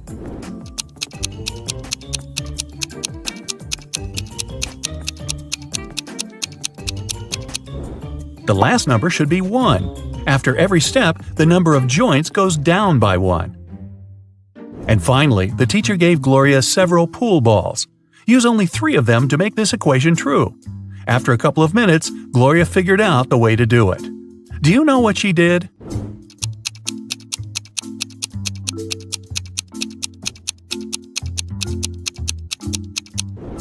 The girl rotated 9 and got 6. After that, she took the balls with numbers 13, 11, and 6 and got 30. Gloria's quick wit helped her, and she passed the test. You're trapped in a room with no doors or windows. All of a sudden, the room starts filling with water. You check everywhere, but can't find any way to turn it off. You know that help is on the way, but it's still at least 5 minutes until their arrival. You only have 2 minutes. After that, the entire room will be flooded. Obviously, you can't hold your breath for 3 minutes. You've got 3 objects, but only one of them can save your life. What should you choose? A straw, a rope, or an empty bucket?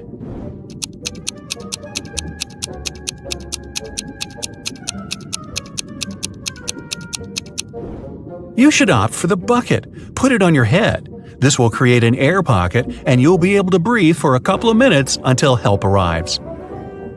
You've got lost in a desert. It's already dark, but bright moonlight illuminates the surroundings. At one point, you see a tower, but an evil wizard is looking out of the window. He tells you, "If you want to save your life, solve my riddle. You need to figure out the height of this tower." You look around and see nothing but several fallen tree branches. There's also a watch on your wrist and your own shadow. What can you use to figure out how high the tower is?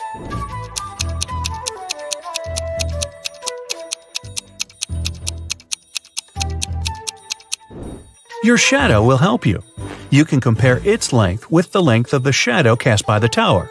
Then, since you know your height, you can calculate the height of the tower. Vincent got locked in a room with no windows and only one massive door. There's a panel with several buttons on the left and another one with a hint on it on the right. There's also a clock on the wall above the door. Which button should Vincent press to get out of the trap?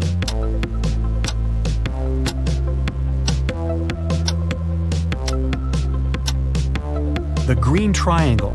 The numbers on the panel represent hours. If you connect them on the clock face, you'll get a triangle. The door opened and Vincent got into a dimly lit hall. There, he saw one more door, but this time, both the lock and the key were hanging together on the same chain. But after examining this system for a couple of seconds, the guy understood he wouldn't get out this way. Why?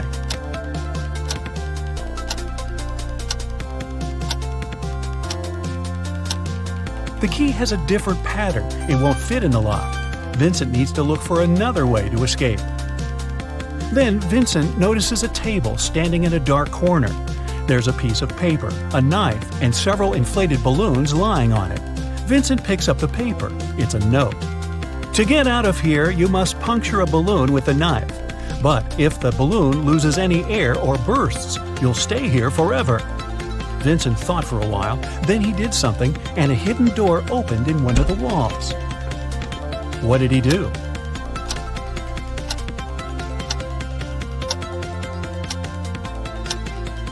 He let the air out of one of the balloons. After that, he easily punctured it with a knife.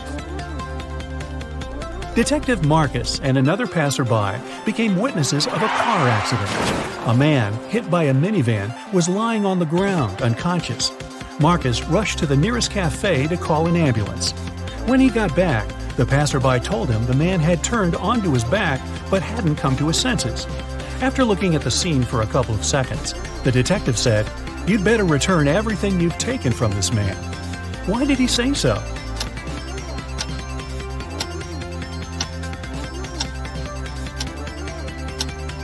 When they saw the man first, only one button was buttoned on his suit jacket. But now, it's already two buttons. The passerby must have opened his jacket to look for the wallet and then buttoned it up incorrectly. Look at this picture and try to figure out who is an alien in disguise.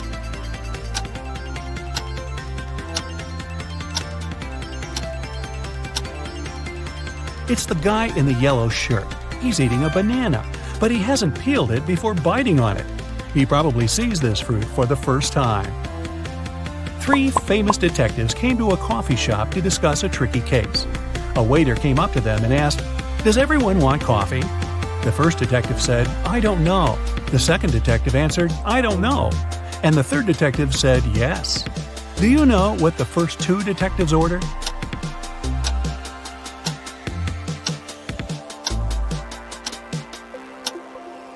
All the detectives ordered coffee.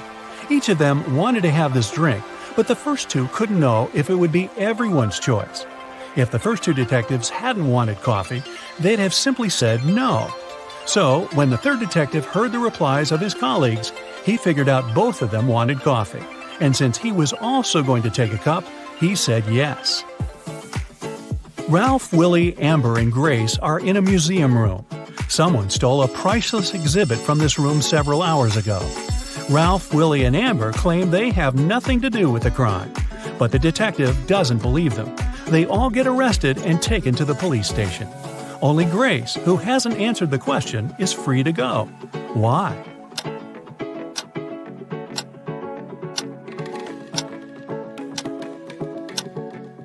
Grace is the detective. Janice was having her morning coffee in a cafe when she heard a car screeching to a halt, then loud shouting. She ran there and saw a man with his bicycle on the ground and a car standing nearby. The cyclist didn't look hurt, and Janice helped him to get up. The car driver came up to them too. The cyclist pointed at the man. "He made me crash by hitting my bike with his car." But the driver said, "I saw him losing control of his bike in the mirror. Then he fell to the ground, and I stopped the car to go check on him." Janice almost immediately understood who was lying. Have you figured it out?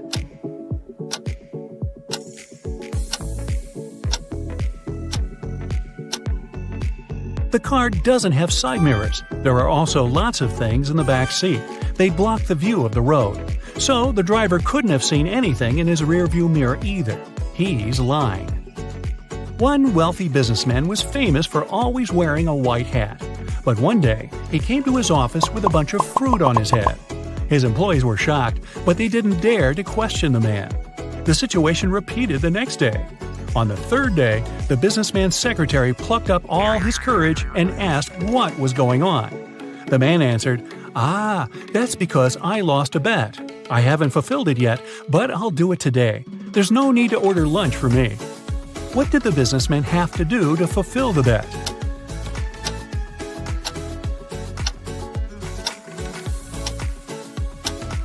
When he made this bet, he said, "If I lose, I'll eat my hat."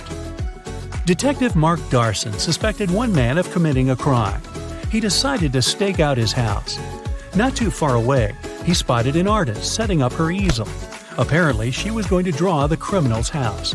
At one point, the detective had to go away to the police station. He asked the girl to call him if she saw someone entering or leaving the house. She agreed. When Mark came back in the evening, the artist told him she'd seen no one. The detective immediately understood she was lying. How did he figure it out?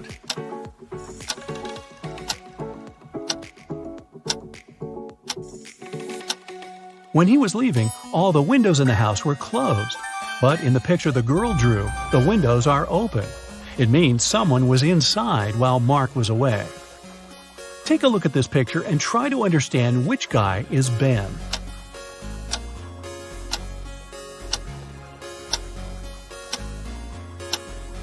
Ben is the guy looking for something on the floor. He's the only one not wearing his shoes. That's because they're still in his locker. You've got a sack filled with coffee beans. You need to use this coffee to completely fill 2 other sacks of the same size. How can you do it?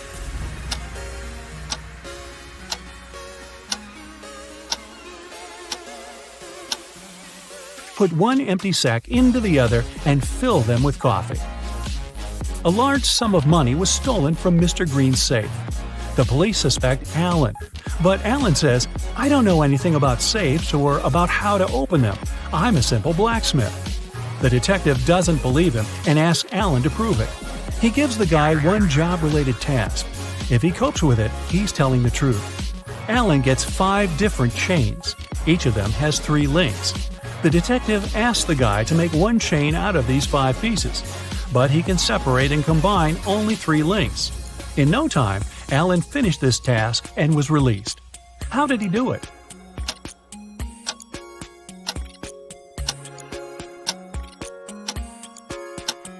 Alan separated 3 links of one chain and used them to connect the remaining 4 chains. Can you move just one matchstick to make a square?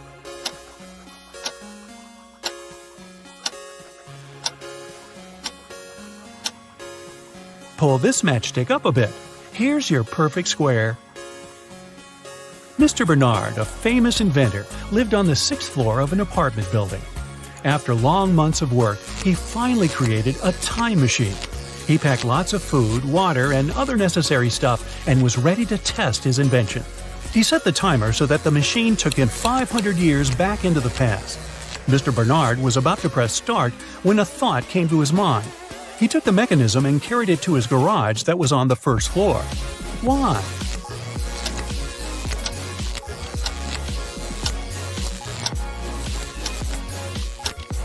This way, the inventor would avoid getting hurt. 5 centuries ago, there were no such high buildings. he'd simply fall to the ground from the height of the 6th floor. Look at these guys carefully. One of them lied when he said he hadn't painted the green smiley face on the fence. Which one is it?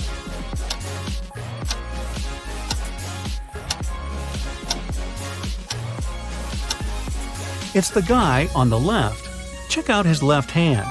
Even though it's in his pocket, you can still spot some green paint he'd used. Bruce was walking along the beach when he found a glass bottle. The thing looked old, and the guy spent a long time trying to open it. Finally, he succeeded. To his shock, a genie rose from the bottle. "I'll fulfill your 3 wishes, but you aren't allowed to wish for more wishes." Bruce agreed, but still managed to get more wishes. How did he do it?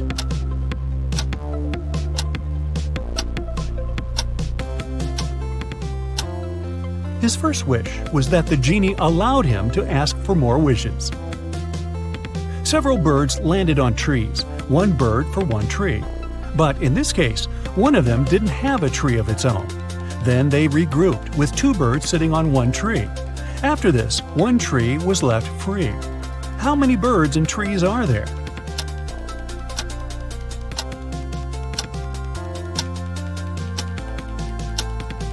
There are 4 birds and 3 trees. Detective Hall, one of the agency's most talented detectives, used his coded key and entered the apartment where the secret documents were hidden. To help him find them, his assistant Clark had left an encrypted note with the exact location of the documents. It looked like this. Detective Hall deciphered the message and found the documents. Where were they hidden?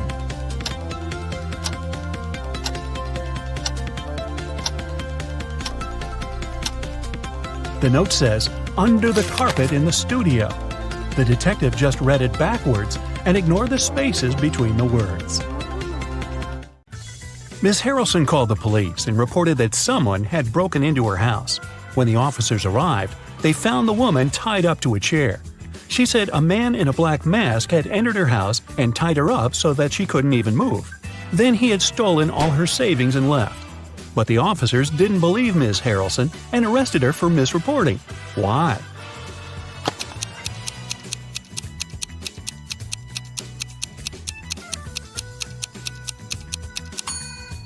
If the woman couldn't move, how did she manage to call the police?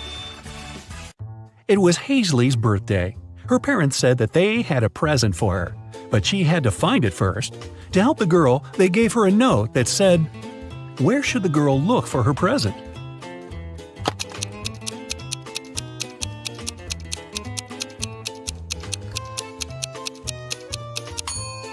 It seems as if the note doesn't make any sense, but that's only because the 2 halves of each word are switched. If Hazley places them in the correct order, she'll get pretty straightforward instructions. Your present is hidden in the basement. Sydney told her mother that she and her gymnastics team were going to a sports camp for the weekend. Mrs. Stevenson knew her daughter well and suspected it was just an excuse. Sydney was going to spend the weekend with her boyfriend instead. Still, the woman helped Sydney pack and let her go. When the girl returned, she was angry with her mom for forgetting to pack a toothbrush. That was when Mrs. Stevenson realized she had been right, and Sydney hadn't been to the sports camp. How did she figure it out?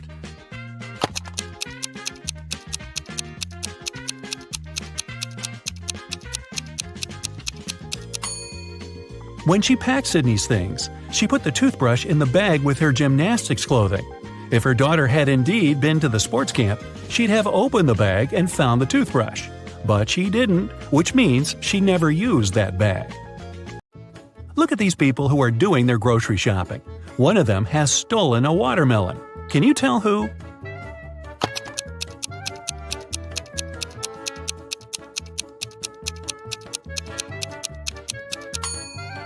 It must be this guy on the right. He's holding a soccer ball, but it looks as if it's very heavy. And since soccer balls don't weigh much, it must be a disguised watermelon. Mason went on an expedition to Antarctica. His boss asked him to send pictures as proof that he was actually there. Mason sent pictures every day, but when he returned from the expedition, his boss fired him. Take a closer look at the pictures and try to understand what his boss didn't like.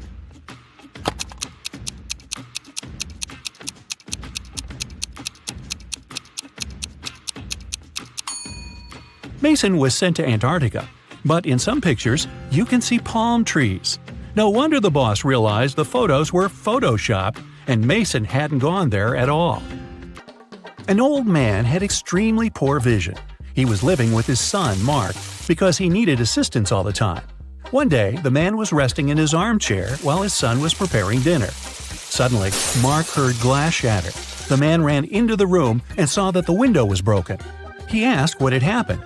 His father told him that some dark-eyed, dark-haired guy had thrown a stone into the window and shattered it. Then he ran away. But Mark didn't believe his father. Why?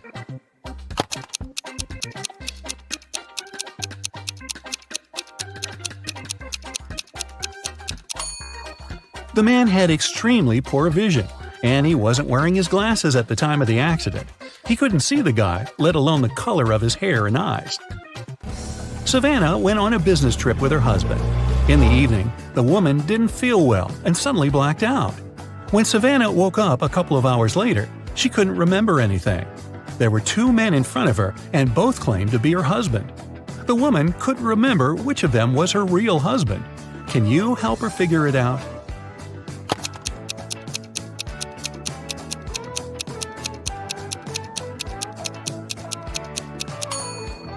They went to a business meeting. That's why they are both dressed accordingly. The guy in a hoodie doesn't look formal, so her husband must be the other one, the man who's wearing a suit. Now, this girl, Susanna, can't remember who her husband is too. Can you help her?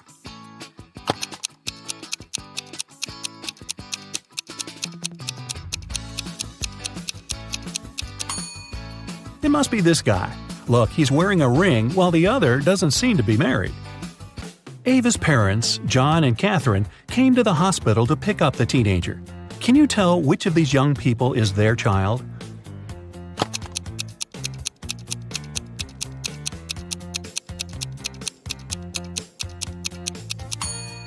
It's this girl. John and Catherine are Ava's parents. Ava is a girl's name, and she's the only girl in the room. Esme was having her usual walk in the forest. By nighttime, she realized she had gotten lost again. She was wandering around until she came across the witch's house. The girl petted the cat, greeted the witch, and asked the woman to send her home. At that time, the witch was participating in a math tournament for witches from all over the world. She really wanted to win and to prove she was the smartest witch out there. There was one last task she couldn't solve. The witch promised that if Esme helped her, she'd let her go home. If not, Esme would have to stay with the witch forever. Here's the task. Make 3 identical squares by moving only 3 matches.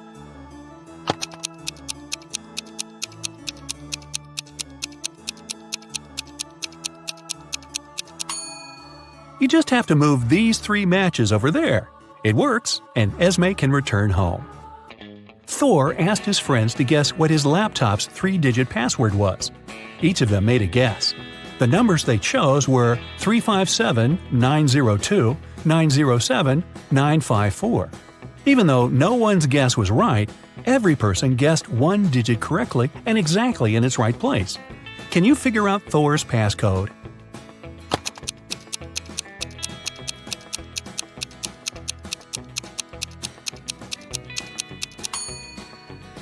Since just one of them guessed 1 digit correctly, the first digit can't be 9.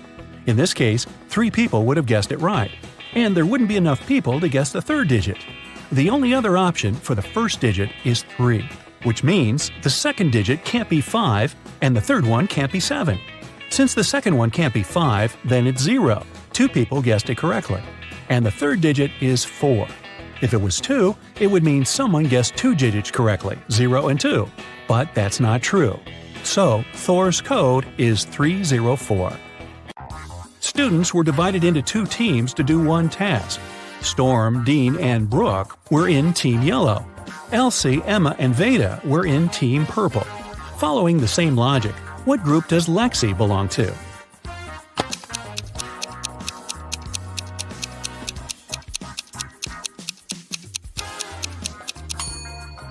In Team Yellow, there are students whose names have just 1 syllable. In Team Purple, there are students with the names that consist of 2 syllables. Lexi's names has 2 syllables, so she belongs to Team Purple.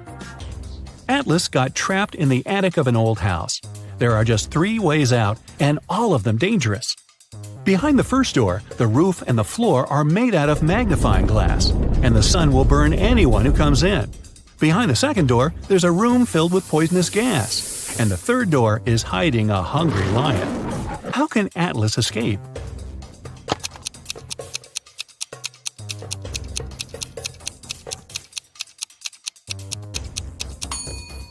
He should wait until it's night. The sun will set, and the guy will safely walk through the first door.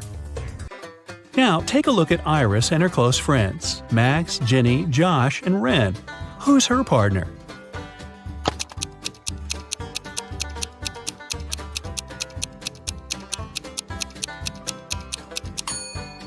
It must be Josh. Look, they have matching tattoos. On a rainy night, Dylan was driving past a bus stop. There were 3 people there: an elderly lady who was feeling unwell, a doctor who saved many lives, and Selena, a girl Dylan had been crushing on for years. Unfortunately, there was only room for one more person in the car. What should Dylan do?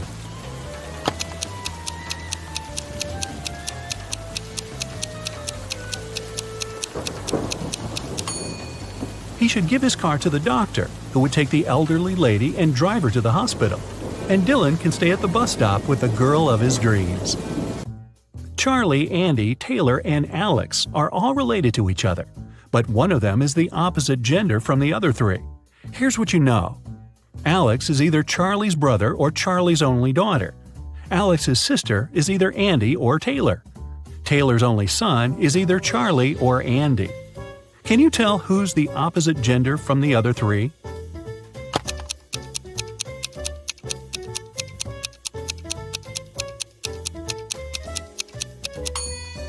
If Alex is Charlie's only daughter, then Alex cannot have a sister. It means that Alex is Charlie's brother. If Alex's sister is Andy, then Andy's a girl. And according to fact 3, Charlie is Taylor's only son. But Alex is Charlie's brother. So we have a contradiction here. It means that Alex's sister is Taylor. So Taylor's a girl. Charlie, Alex, and Taylor are siblings. And Andy is Taylor's son. Keenan was watching TV when a detective arrived with a search warrant. The detective said that the city bank had been robbed, and Keenan was the main suspect. The man replied that he hadn't even left the house that day. He couldn't do anything. The police didn't find the money, but still arrested the man. Why?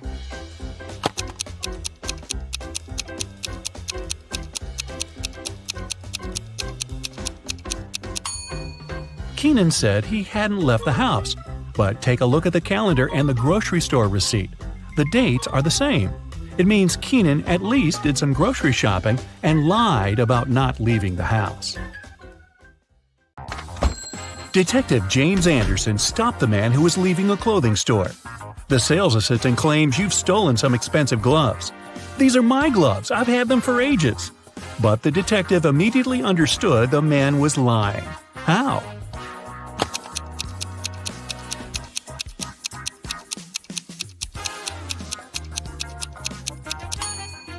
The man wouldn't be able to use these gloves. They are both for the same hand. A phone call woke Detective Anderson early in the morning. "My house has been burgled," Mr. Harrison shouted. When James arrived at the man's house, he heard the following story. "While I was away on business, my neighbor Adam was looking after my house." That's when Adam decided to chip in. "I heard some noise coming from Mr. Harrison's house yesterday. I came up to the window to check if everything was okay. It was very cold, and the window was completely frozen. I breathed on the glass to unfreeze it a bit and saw that everything inside was in a mess. I immediately called Mr. Harrison." "And now," Detective Anderson said, "tell us where the stuff you stole from your neighbor is." How did James understand Adam was guilty?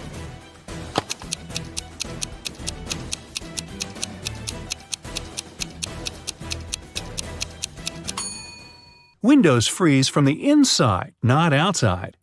A rich man's wife disappeared from the hotel where she was staying. Detective Anderson had to inform and question her husband. He found the man on his own island. "I've been here for the last 2 months. I asked my family and staff not to come and distract me. I'm writing a book. And over the past several weeks, I've been working from early morning to late evening. I haven't even left this cabin." Anderson immediately understood the man was lying. How?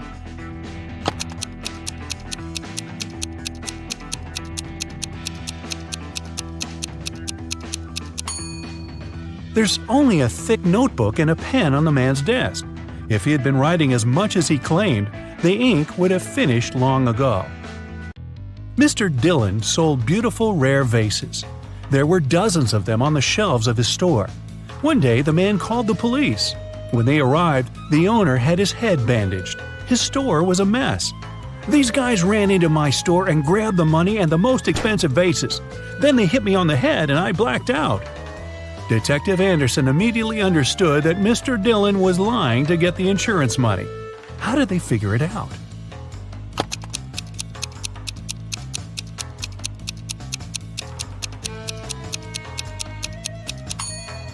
Even though most of the vases are on the floor, they aren't even cracked. But if the vases had fallen down from the shelves during the robbery, they would have been shattered. Janet called the police. "I was crossing the road when a car almost ran me down. I fell down and hit my head." When the police officers arrived at the place of the accident, Janet showed them the car that, as she thought, had almost hit her. The driver arrived at that moment. He denied doing it. Detective Anderson asked Janet to calm down. It really wasn't the car they needed to look for. How did he understand it?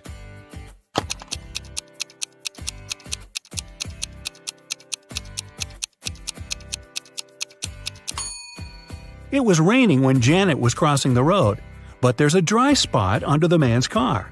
It means it had been standing there for a long time and couldn't have hit Janet. Look at these two bloggers. As you can see, they both seem to be very popular. They also have the same amount of likes. But there's something wrong with one of them. She must be hiding something. What is it?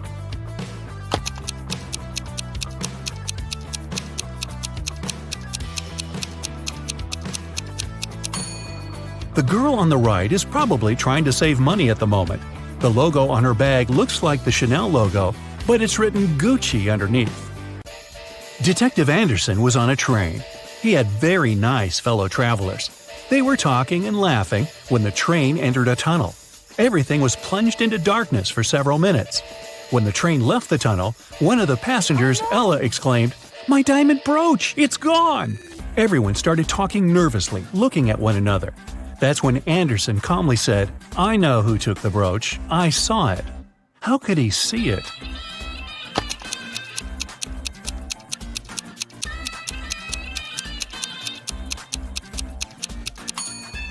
One of the travelers had a watch with luminous hands, and when this guy moved his hand to take the brooch, James noticed it. It was a scorching hot day when Larry made a bet with his friends. The guy told them that water produced by different companies tastes different too. At that time, they were chilling in the garden of one of Larry's friends, drinking water and lemonade. "You can blindfold me. I'll take a sip from 2 bottles of water, the one we have on the table and the one you'll bring from the kitchen." I noticed it was another producer. I bet I'll be able to tell the difference. Then he did exactly that. His friends were ready to give Larry the money he had won, but Detective Anderson, yep, he was there too, cut in. "You were cheating," he said. Why did he think so?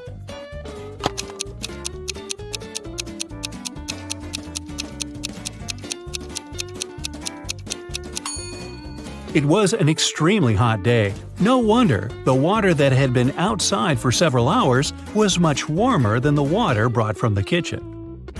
Rachel called the police early in the morning. When they arrived, she told the officers her story. "I work in a museum. Yesterday I took home several ancient books. I wanted to do some research. But then a blackout happened. I lit a couple of candles and continued my work. Suddenly I heard the doorbell ring. When I opened the door, someone in a black mask hit me on the head. When I came to my senses, the books were gone." Detective Anderson arrested the woman for misreporting. Why?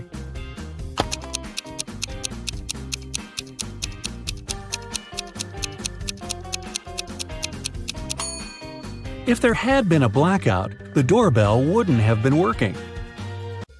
Detective Anderson was walking along the river when he heard someone screaming. It was a young woman. She was drowning. James immediately left his shoes and backpack on the ground and dove into the water. Luckily, he was in time. When James was pulling the woman out of the river, he saw a passerby standing next to his stuff. Unfortunately, I can't swim, but I looked after your things," the man said. "Then why did you rummage in my backpack?" James asked. How did he understand someone had opened his backpack?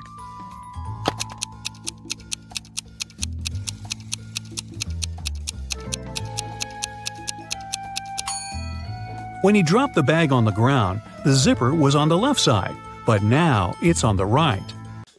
Detective Anderson found out a smuggler was going to leave the country through the largest airport in the city. He arrived there and detained 3 suspects. Look at them and try to figure out who the smuggler is.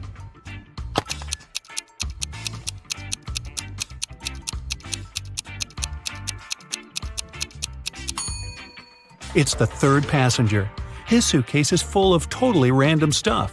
Women's shoes, some rugs, old dirty jeans, a wig. Plus, when closed, the suitcase looks much larger than when it's open. Detective Anderson's friend, Jose, hurt his knee while playing frisbee. The doctor let the guy stay at home, but by no means was he allowed to get up from his bed. Anderson was also there, and he promised the doctor to look after his friend. But at some point, he had to go away for several hours. He asked his sister Sarah to take care of Jose. When James returned, Sarah told him Jose had followed the instructions and had been sleeping for the whole day. But when Anderson entered his friend's room, he immediately realized the man had gotten up. How did he understand this?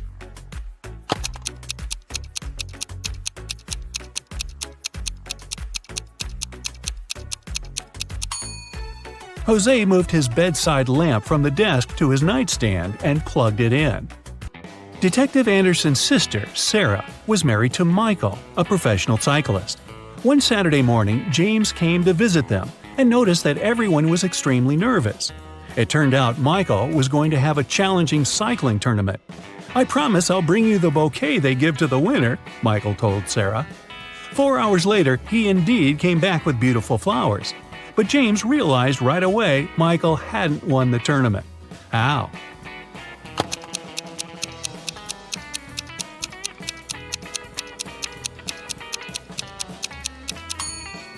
The flowers are actually from Sarah's garden. Detective Anderson was driving along a dangerous mountain road. Suddenly, he hit the brakes. He saw a man sitting on the side of the road crying. It turned out the man didn't manage to control his car. It fell off the road and the man got thrown out of the window. Right now, his very expensive vehicle was beyond repair. "Could you be my witness when I prepare the documents for my insurance company?" James agreed, but asked the man to show him what was inside the car. The man took the key out of his pocket and unlocked the damaged vehicle. "I won't take part in this fraud," Detective Anderson said. Why did he think the man was lying?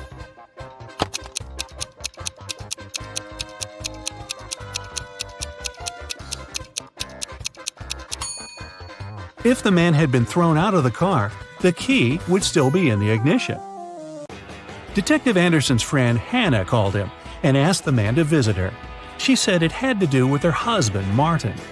"He told me he had to go on a business trip to the mountains. He didn't really want to go there because he hates cold weather. But he had to, so we packed tons of warm clothes and left. When Martin arrived there, he sent me a photo from his hotel room. I feel something's wrong with this picture, but what exactly?" Anderson needed no more than a glance at the photo, and he realized Martin had indeed lied to his wife. How did he figure it out?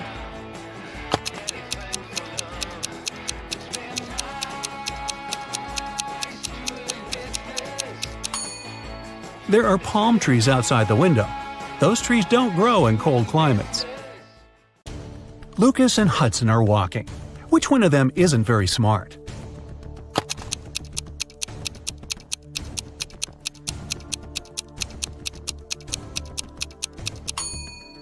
It's Hudson. He's staring at the screen of his phone and can miss that cliff and fall over. Even though Lucas is blind, he still has his stick. With its help, he'll know about the edge of the cliff as soon as he reaches it. He's safe. Opal is spending a vacation climbing the mountains. Karis is climbing Everest. Can you tell which one of them isn't smart?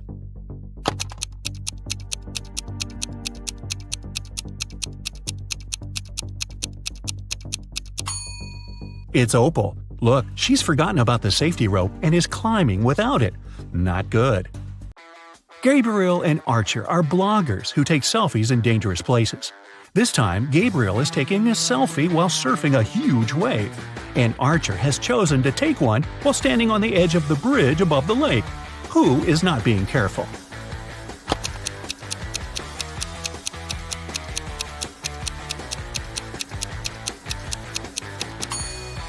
It's Gabriel. They're both doing very risky things, but at least Archer has some people around who can help him if something happens. Gabriel is alone in the ocean. It's a very early morning after a party. Egan and Bradley are driving their children to college. Can you tell who's not smart?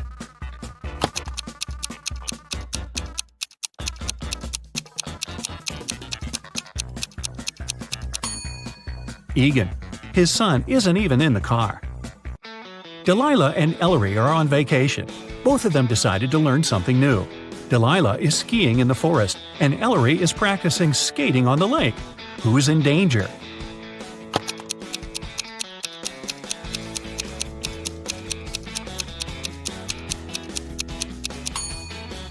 It's Ellery. Look, the ice on the lake is cracking, and there's no one around to help her. She should get out of there as fast as possible. Ariana and Eliza are getting ready for a barbecue party they're hosting. Ariana is making salads outside, and Eliza is decorating the house and the garden. Who's not being smart?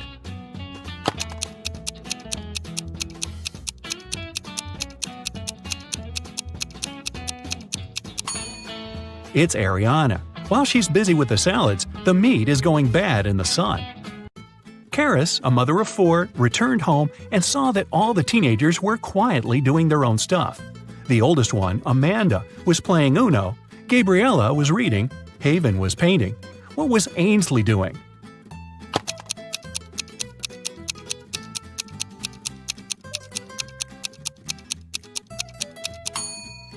Ainsley was playing Uno with Amanda. Take a look at these guys and tell who is behaving stupidly.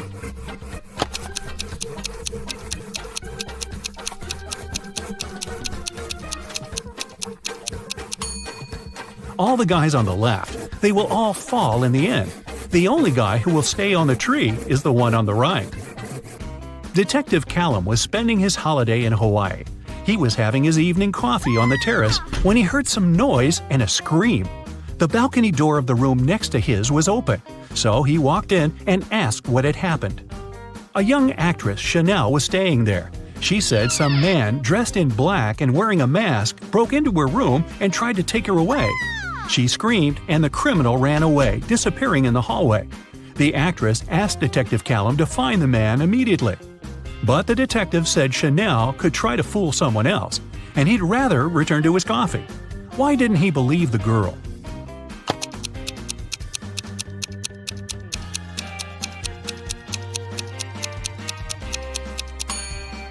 Look at the door of the actress's room. Lots of boxes are blocking it. If the man had indeed run out of the door, he'd have pushed all the stuff out of his way. Otherwise, he wouldn't be able to open it. The girl just tried to make up some drama to get media attention. Adam came to his PE class and told the teacher that, unfortunately, he couldn't work out. He broke his arm the other day. But Adam had a bad reputation. The teacher didn't believe him and told the guy to stop fooling around. Do you believe Adam?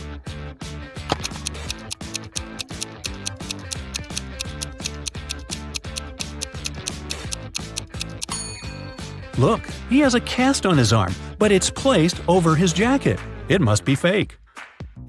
Mrs. Miller reported that someone in the neighborhood had run up to her and stolen her bag. The authorities interrogated all the neighbors. Bryce said he had been away. I came home less than a minute ago. Arden said she'd spent all day at home and hadn't been outside. Easton said he had taken his dog for a walk, but he didn't steal anything or see anything strange. The authorities arrested one person. Who?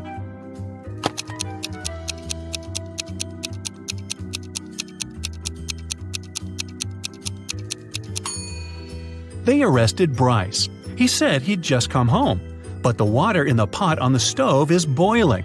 He must have been at home for a while already. Ames worked in a clock store. One day he called the police.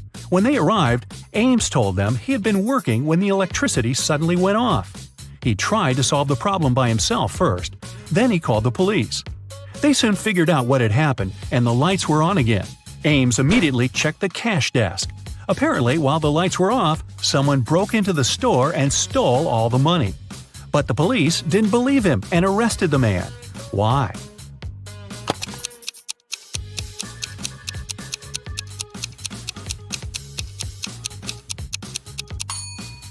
In the store, there were mechanical and electric clocks, but the difference between the time they display is just 10 minutes. Mechanical clocks don't stop when the electricity is off. It means that the lights were off only for about 10 minutes. Ames must have switched the electricity off by himself and then called the police. Nelson was a writer. He was always disturbed by teenagers gathering outside his house and couldn't focus. One day, the man called the police. When they arrived, he said someone had thrown a stone at his office window. He asked the police to officially prohibit the teenagers from coming anywhere close to his house. But the detective didn't believe him. Why?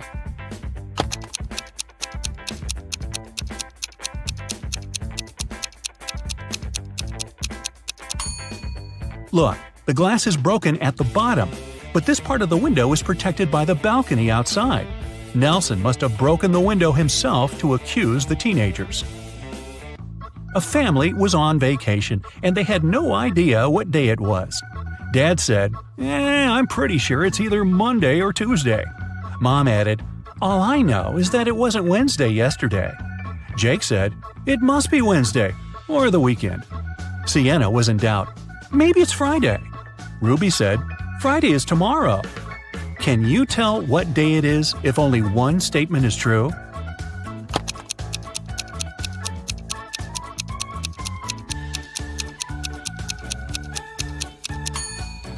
According to Dad, it's Monday or Tuesday. According to Mom, it's any day other than Thursday. So it might be Monday, Tuesday, Wednesday, Friday, Saturday, or Sunday. Jake is sure it's Wednesday, Saturday, or Sunday. Sienna claims it's Friday, and according to Ruby, it's Thursday. The only day that is mentioned only once is Thursday. It means Ruby is right. Paige and Quinley were sisters. They were hanging out together in their room. Quinley had a crush on a guy from her school. She decided to write him a letter. Paige thought it was a bad idea, but Quinley wouldn't listen to her. Once she was almost done, Quinley went downstairs to get some tea. When she returned, the letter was gone.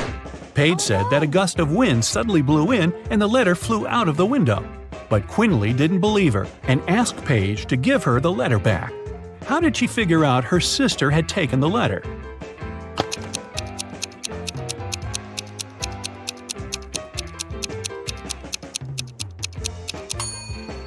When the wind blows inside a room from the outside, nothing can possibly fly out of the window. Colton got into an accident and had memory loss. Kennedy and Isla both claimed to be his girlfriend. They took the guy to the place where they had their first date. Each of the girls hoped Colton would decide she was his real girlfriend. Have you figured out who the guy dated?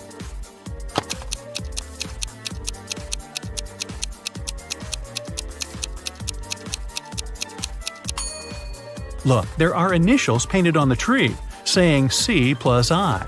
It means Colton's girlfriend is Isla.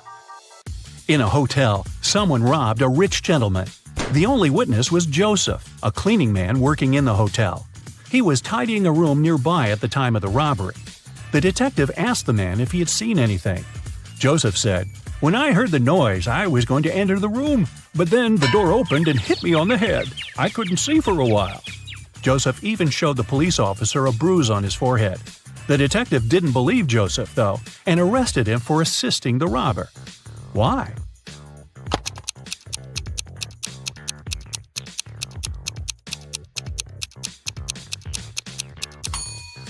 The door couldn't hit Joseph because it opens inwards, so he lied.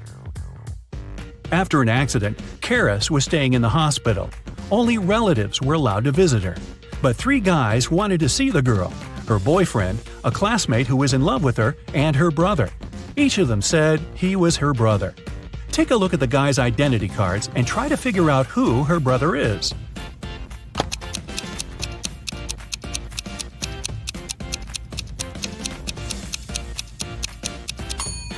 Her brother must be Philip. The age difference between Karis and Colton is 4 months, and between Karis and Nero 5. Such an age gap is too small for them to be siblings. Maddox came to the police station to report his cousin Damon. The guy asked Maddox if he could stay with him for a couple of days. In the evening, Damon asked the host to bring him some fruit from the basement. When Maddox went there, Damon locked him inside. There was no electricity and no light in the basement, and Maddox didn't have a single gadget with him that could help him out. 2 days later, at 4 a.m., he heard his cousin drive away. It was only later that day that he managed to get out, thanks to a postman. Maddox found out that all his money had been stolen. But the police officers didn't believe him. Why?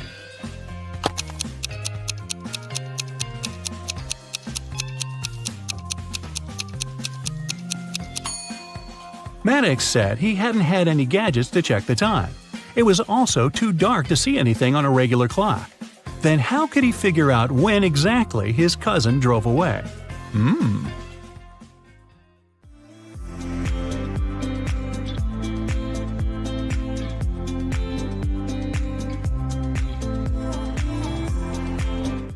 One night, a gang of thieves were stealing boxes with electronics from a warehouse. They were carrying them to their van when they heard a police car siren. And still, even though the thieves didn't manage to avoid the police, they didn't get arrested. Why?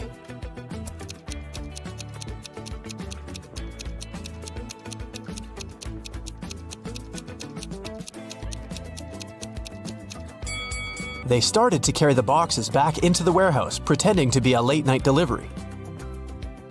You need to take 2 apples from your garden and bring them to your friend, but she lives on the other bank of the river. To get to her house, you have to cross a bridge. It can hold your weight and the weight of 1 apple.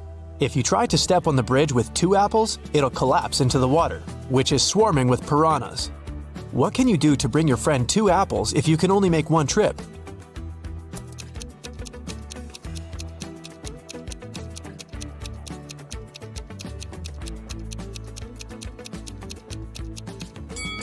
You should cross the bridge while juggling the apples.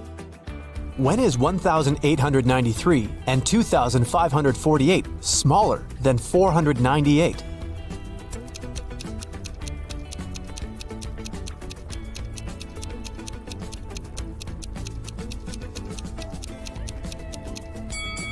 When they are years BCE.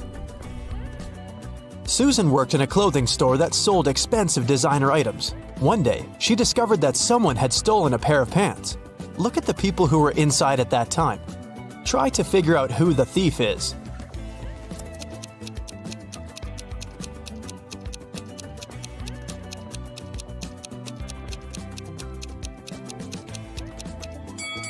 It's the guy on the right. If you look attentively at his legs, you'll see the pants peeping out from under his jeans. A mad researcher caught Eric. He told the man, "I'll let you go if you jump from a 30-foot tall ladder and remain unhurt." Eric thought a bit and did just that. How did he manage to avoid injuries?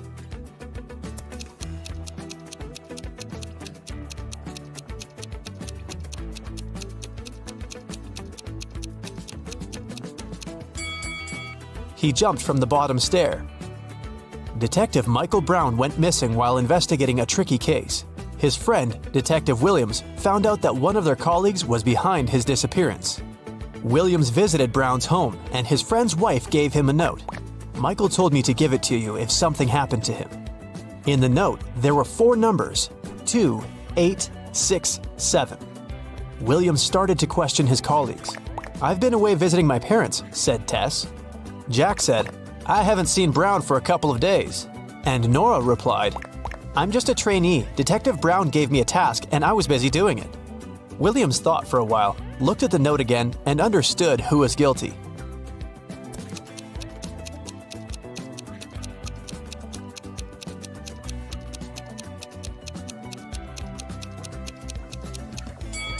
It was Tess. 2867. The first letters of these numbers make up her name. When Ashley came home in the evening, she noticed that the living room window was broken. She got angry. Her husband must have practiced his favorite soccer moves inside again. But the man said, "I was sitting on the sofa watching a soccer match. Suddenly, a ball hit the window from the outside and broke the glass." He showed his wife the soccer ball he was talking about. But Ashley came to the window and immediately realized her husband was lying. How?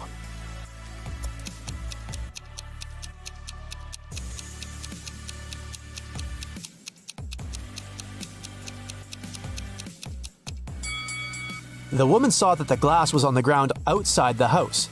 But if someone outside had kicked the ball and it had broken the glass, the shards would be inside the room.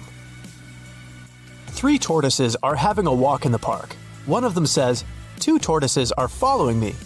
The second tortoise says, "1 tortoise is moving in front of me and 1 is behind me." And the third tortoise says, "2 tortoises are traveling in front of me and 1 is behind me." How is it possible?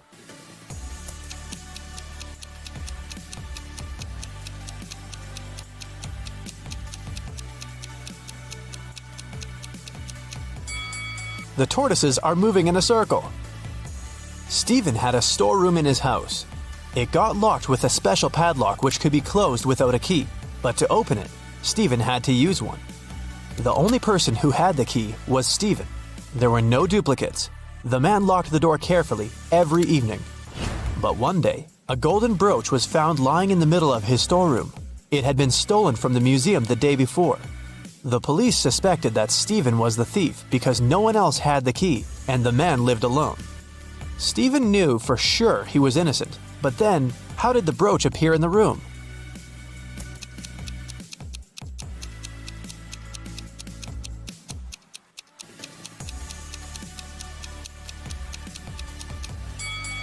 While Stephen was in the storeroom, the real criminal changed the padlock. Stephen didn't need the key to lock it. That's why he didn't realize the padlock had been changed. Later, the thief opened the lock with his own key and left the brooch inside the room. Look at these 2 detectives standing on a wooden board. Which of them is smarter?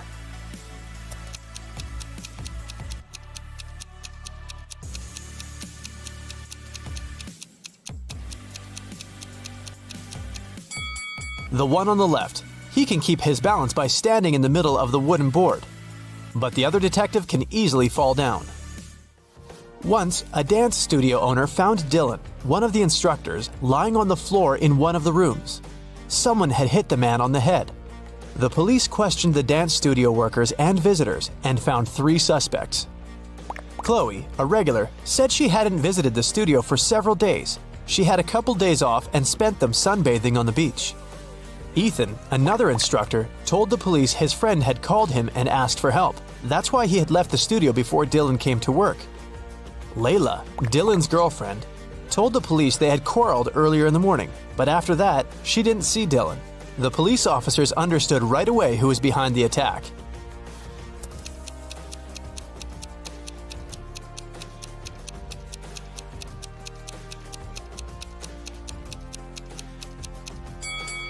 It was Chloe. She said she had spent several days on the beach, but her skin was extremely pale. There are 4 floors in a hotel. The higher the floor, the more people stay there. Which floor does the elevator visit most frequently?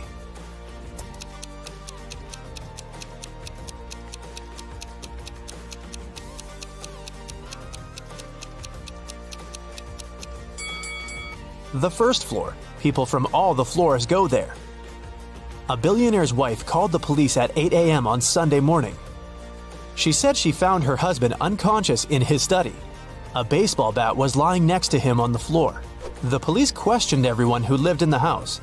The wife said she had been away, buying her husband a present for their 10th wedding anniversary. The driver said he had left the evening before. He went to his parents' house because they needed some help. And the cook said he'd been preparing breakfast since 6 a.m. and hadn't left the kitchen. Who's lying?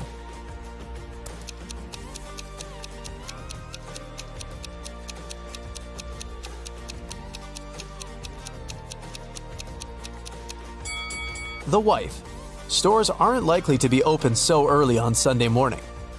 You've got 9 coins. One of them is fake, and it weighs a bit less than the others. You've also got a pair of scales, and you're about to do 2 weighings. How can you figure out which coin isn't real?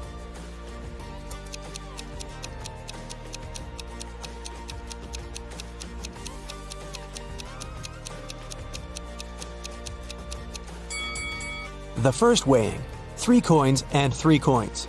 If one of these piles weighs less, the fake coin is there. If they have the same weight, the fake coin is in the third pile. The second weighing, take 2 coins out of the pile with the smallest weight. The lighter one is fake. If their weight is equal, the fake coin is the third one. Kevin woke up in a hospital. He only remembered his name and nothing else. A doctor came in to check on the guy. He said 3 young women were waiting to see Kevin. The women came in. Strangely, each of them had claimed she was the guy's sister. Only one of them is telling the truth. Who is it?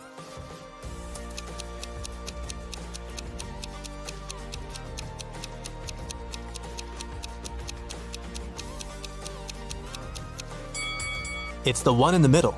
She has a birthmark on her hand, and Kevin has the same. Brenda promised her friend Larry to write an essay for their Friday lecture, but she had one condition. I'll help you if you increase 86 by 12 without adding anything to this number. Larry was able to do it. How?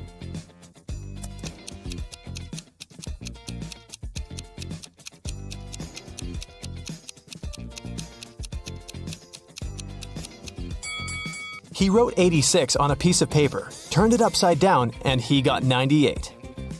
You're at home when your friends suddenly drop by. In your fridge, you only have a bottle of soda, some orange juice, and a bottle of water. What will you open first?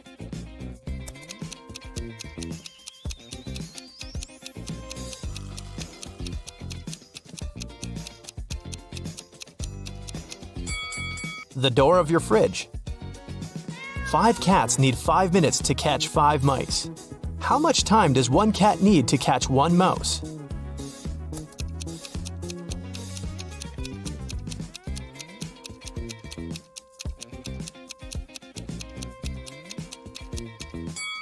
The same time, 5 minutes.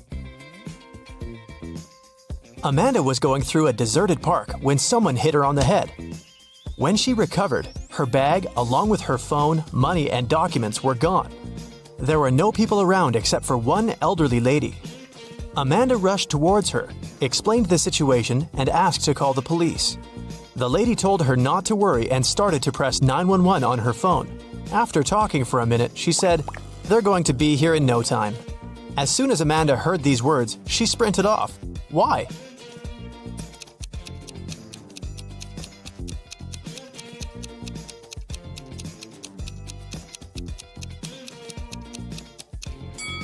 Amanda saw the lady's phone didn't have any signal. Then how could she call the police? A glass jar is standing on the table so that part of it is in the air. In half an hour, the jar will fall to the floor. Why? What's inside the jar?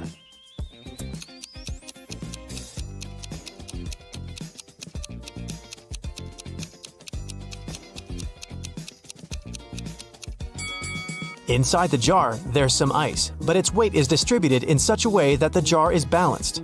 Once the ice melts and turns into water, the jar will fall. Robert was a collector of rare coins. One day, the man called the police. "I got this coin only yesterday," he cried. "I've been looking for it for several years, and now it's gone. I'll bet it's one of my brothers. Frederick and Matthew live together with me. One of them collects ancient books, and the other is crazy about rare stamps. All our collections are kept in one large room." The police started to ask Robert for more details. It turned out that the key from the room where all the collections were was kept in a vase standing on the fireplace. The only person who visited the house was Robert's friend, Mark. The man liked the coin so much that he started offering big money for it. But Robert didn't agree to sell it. In the morning, he came to check on the coin, but it was missing. When the police arrived, they found out the room had been opened with the key. The police didn't find any fingerprints either. Do you know who stole the coin?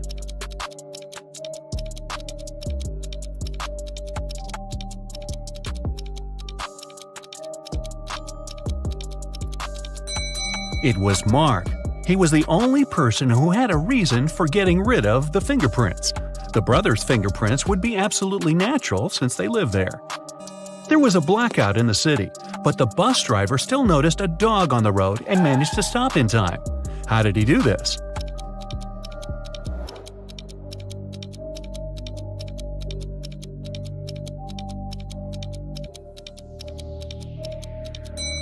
This accident happened during the day. It's nothing but holes tied to other holes. At the same time, it's as strong as steel, but not as stiff as a pole. What is it?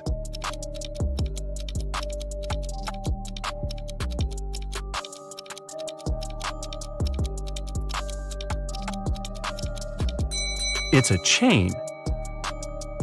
Stephen's wife called the police and told them her husband had disappeared right from his garage. It happened several hours ago. The only thing she found there was a left-hand glove. When the police came, they saw it was a very peculiar glove. Such gloves were sold only in one store in their town. The store owner told them he had recently sold these gloves only to two people, Kevin, Stephen's neighbor, and Brian, Stephen's colleague at work. The police officers visited Kevin and asked the man to show them his gloves, but Kevin had just one. "I lost the other glove a week ago, and I don't have any other gloves." The man even pulled the glove on to demonstrate it to the officers. Then the police visited Brian. "I was wearing these gloves when I was repairing my car. They got so dirty that I threw them away." Who do you think knows something about Stephen's disappearance?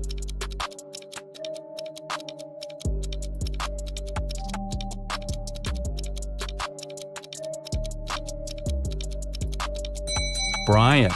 Kevin put his glove on his left hand, and the glove Stephen's wife found was also for the left hand.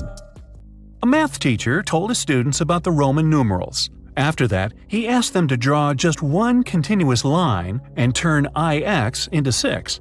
The only condition was that the students were not to lift their pens from the paper until the line was finished. Jeffrey was the first to complete this task. How did he do this?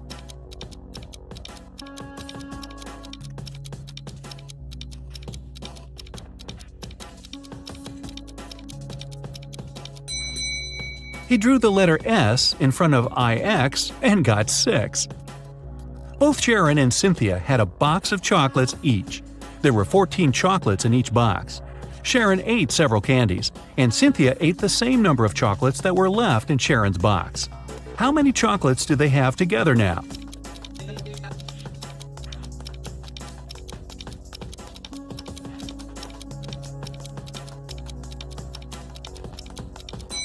They still have 14 chocolates together. Kimberly inherited an old house from her rich aunt. When the young woman was exploring the cellar, she came across a massive wooden door. She opened it and saw a small room. In that room, there were 3 bags and a note on the floor. One of the bags has $1 million, and the others are empty. You can only open one bag, so think carefully. Kimberly also noticed there was a message on each bag. On the first bag it said, "The cash is not here." The message on the second bag was, "The cash is not here." And the message on the third bag claimed, "The cash is in the second bag." If only one message is true, which bag has the money?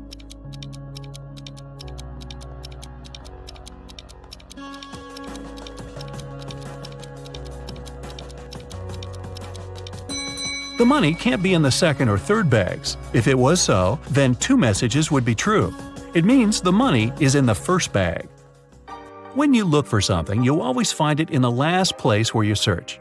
Why is that?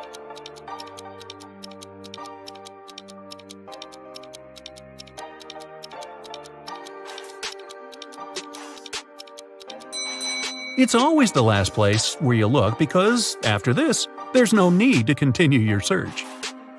A married couple went on a vacation and asked their neighbor to look after their house.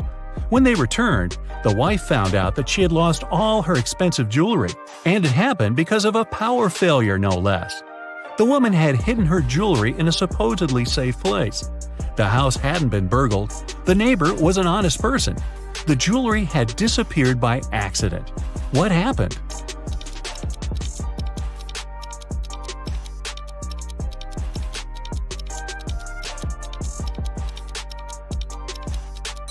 The wife hid her jewelry in the freezer in a bag with frozen food.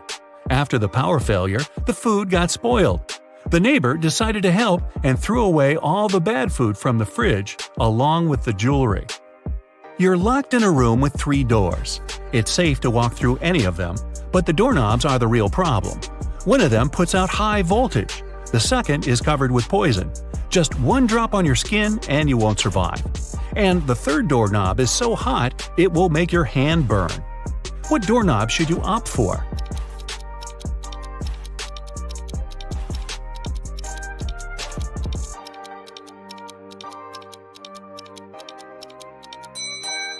The second one. You can take off any piece of clothing and open the door with its help. This way you won't touch the doorknob with your bare hand. A woman was hit by a car that sped away right after the accident. When the police arrived, they found several witnesses who described the car. The detective went to the house of one of the suspects. There, he saw a car that looked like the one in the description. But when he questioned its owner, the man claimed he had spent the whole day at home. The detective realized the suspect was lying right away. How?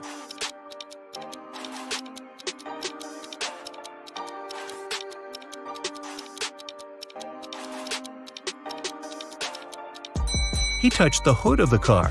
It was still warm from the engine. I was driving along the highway when one of my tires burst. I stopped to change it, but when I came back to the car, I saw it had a flat battery. I looked around and realized I was in the middle of a small town. I decided to wait for someone who could help me. Suddenly, I heard glass shatter. The night was very dark, so I switched on the headlights and saw a man climbing out of a house. He was carrying a large bag. I got scared and ran to the nearest police station. That was Mr. Darrison's story. The police detective who was listening to him asked, "And where did you hide everything you had stolen from that house?"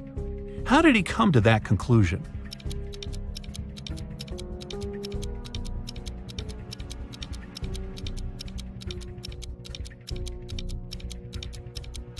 If Mr. Darrison's car battery was flat, how could he switch on the headlights? Dylan was trapped in a basement. The only thing he found inside was a note and a pen. Find the way to get 200 out of 188 with one line, and you'll be free. 5 minutes later, the door opened automatically, and Dylan was free. What did he do?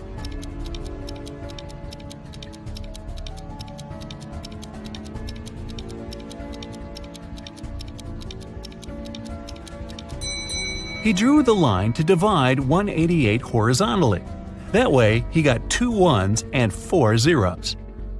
A woman in a purple dress exclaimed, "I've never been to this store, Cinderella dresses. What kind of name is this?"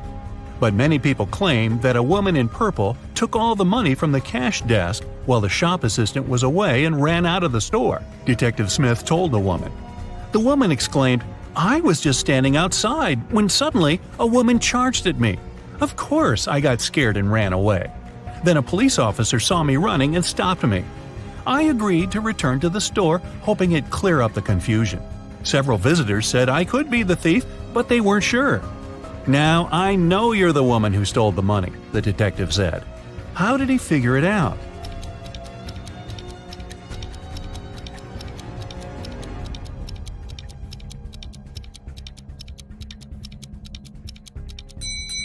The woman said return to the store, which means she had been there before and lied about the whole situation. Your company produces shoes. You have 2 factories in different cities. The workers of both factories have started to steal shoes. You can't use any additional security, but you have to stop the theft. How can you do it?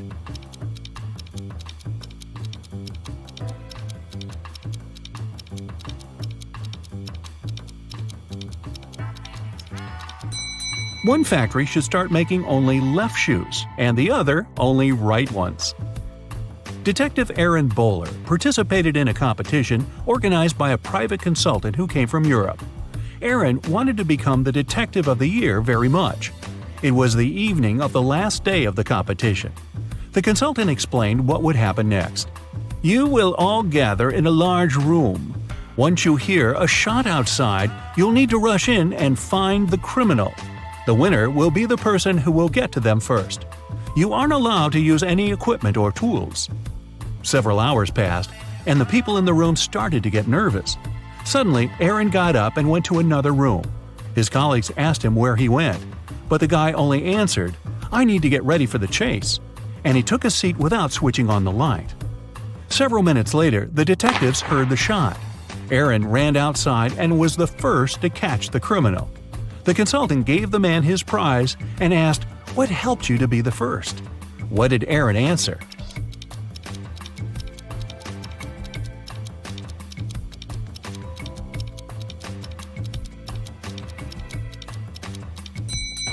His eyes didn't need to get used to the darkness outside because he had already spent some time in a dark place. For casting a spell, Flora should put these stones in the correct order. She has 4 of them: purple, green, red, and blue. The instruction says, 1. The red one only has 1 stone next to it. 2. The green and purple stones aren't next to each other. 3. The green stone is the last one. Can you help Flora?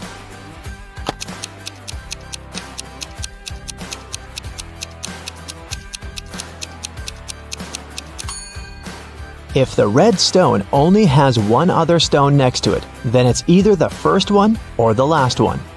But since green is the last one, then red is the first one. If the green and purple stones aren't next to each other, then there's the blue stone between them. So, the correct order is red, purple, blue, and green. It was midday. Kaylin was exploring a big local forest. She found an abandoned mansion and entered it. The door closed behind her back and wouldn't open. Oh no! Kaylin got trapped inside. There were 3 other doors leading to freedom, but there was a catch. Behind the first door, there was a huge pit that would take her miles underground.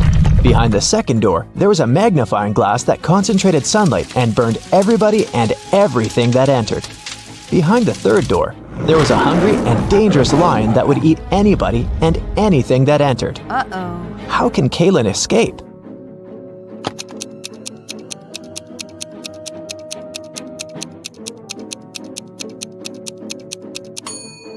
Kaylin should wait until sunset. When the sun goes down, the second door with the magnifying glass won't be dangerous anymore. Amelia, Belle, Chloe, and Della are identical quadruplets who always prank people. One day, one of the girls' teachers had to let Amelia leave the class early. She had a doctor's appointment, but the woman wasn't sure which girl was Amelia. The quadruplets had decided to help her. Here is what they said. Amelia is one of the girls standing in the middle. No, Amelia is one of the girls standing on the sides. I'm Amelia. I'm not Amelia. 3 girls lied and 1 told the truth. Who is Amelia?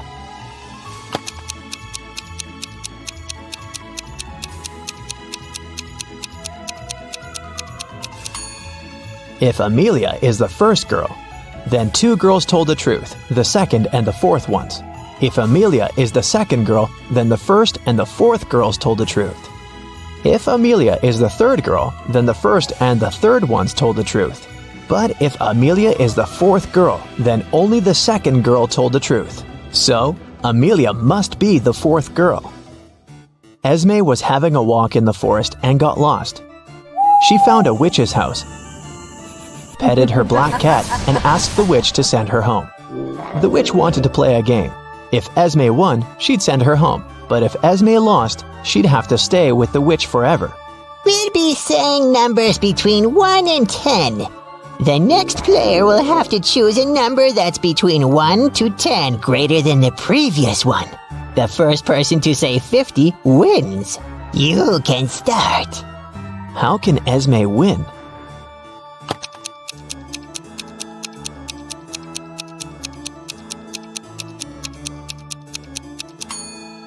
If she wants to say 50, she needs the witch to say a number between 40 and 49. So, before 50, she has to say 39. If she wants to say 39, the witch has to say a number between 29 and 38. So, Esme has to say 28, and before that, 17, and before that, 6. So Esme must start with 6, and then say 17, 28, 39, and 50. Cassidy woke up in a dungeon and couldn't remember what happened to her. She needed to get out, but the door was locked and required a password. Can you guess what the password is?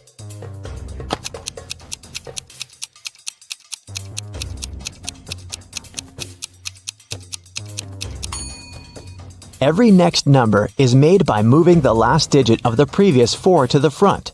So, the password must be 4728.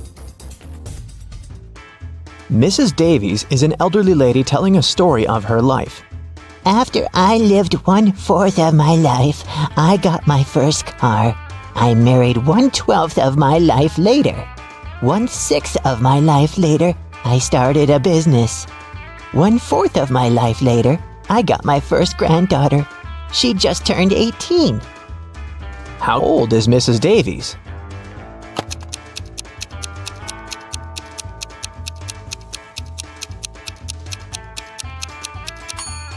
Let's say Mrs. Davies is X years old. 1/4 of her life, till she gets her first car, X is 4. Then we add 12 till her marriage. X till opening her business, 4 till the birth of her granddaughter, and finally 18 years from then till now. It should all be equal to X. If you solve this equation, you'll figure out that X is equal to 72. So, Mrs. Davies must be 72 years old. Esme was walking in the forest, and you know what? She didn't get lost this time. She knew how to get home, but the other road led to the witch's house, and the girl recently came up with a cool riddle for the witch. So, Esme decided to pay her a visit. She offered a deal. If the witch couldn't solve her riddle, Esme would get her cat. The witch agreed, and Esme gave her a square piece of paper, 4 inches by 4 inches, with a total area of 16 square inches. Turn it into a square with a total area of 8 square inches without a ruler. How can the witch do it?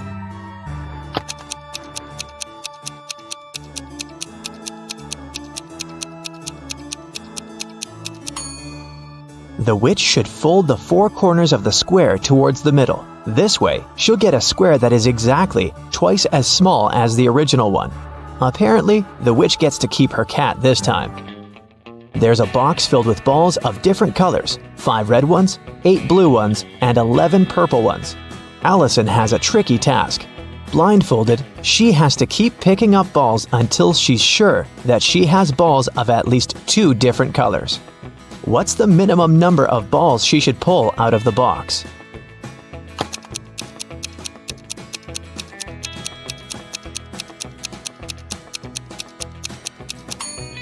In the worst-case scenario, Allison will be picking up balls of the same color until there are no more of them left in the box. The majority of balls are purple, so if she picks up a purple ball every single time, it'll be 11 balls. And only after that will she get a ball of a different color, so she should pick up 12 balls. Two best friends, Emily and Luna, came to a popular and expensive hair salon. At first, the administrator told the girls they had just one available hairstylist. But after making a phone call, she happily announced she had found another hairdresser. Emily and Luna could have their hair done at the same time. But in the process, it dawned on the girls that one of the hairstylists was fake. Which one?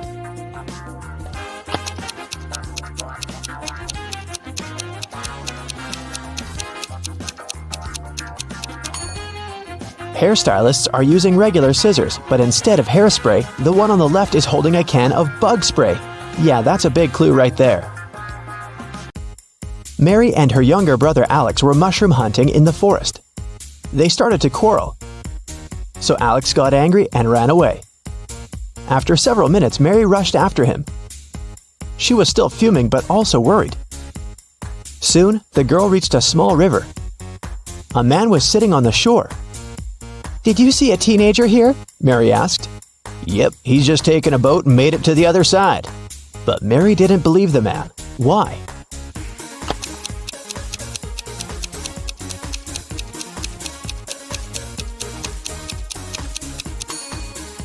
The boat is indeed on the other side, but the paddles are lying next to the man. How could the boy cross the river without them? Three prisoners are sitting at a table having dinner, but one of them is wealthy. Can you guess who it is?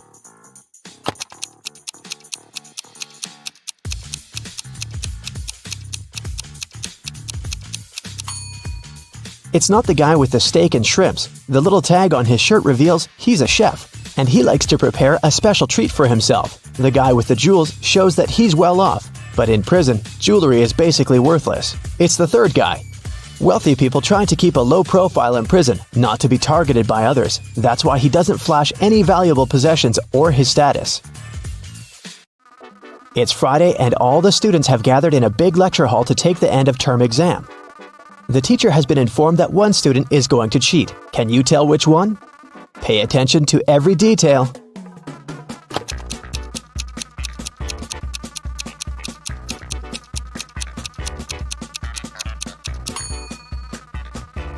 It's student C. It looks as if he's trying to remember what he's read, but he has all the answers written on his hand. Marta was walking through the park near her home in the evening. It was dark and there was nobody around. Suddenly, someone grabbed her from behind and they bolted away. Marta took off after them. She was pretty sure this person was a woman, but she couldn't make out her appearance or clothes. When Marta ran inside, she saw 3 teachers. The girl looked at them attentively and soon figured out which one of them had taken her bag. Can you do the same?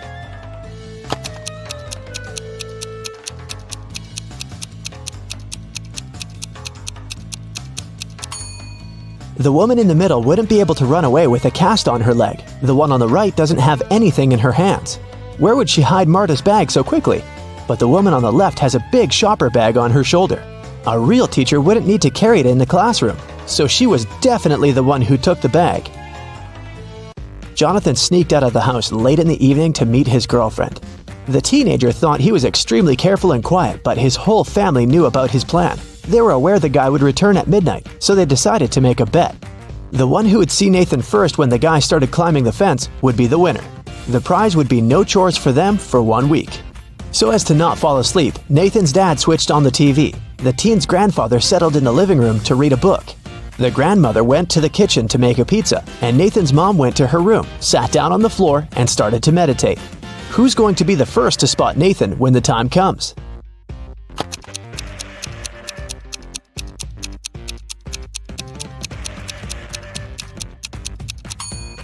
Nathan's mom. Her eyes will be used to the darkness, and she will see better than the others. Look at this picture closely and try to figure out who's from the future.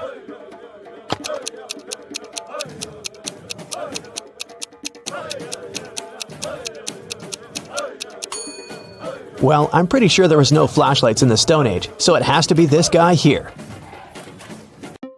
Down in the Sea Kingdom, Stacy met Neptune. He was sitting on his throne, surrounded by 3 mermaids. Neptune asked Stacy to return the pearl necklace to his wife, who had recently lost it. Luke happened to have found the necklace on the shore. Can you guess which mermaid is Neptune's wife, so Luke can give it back to her?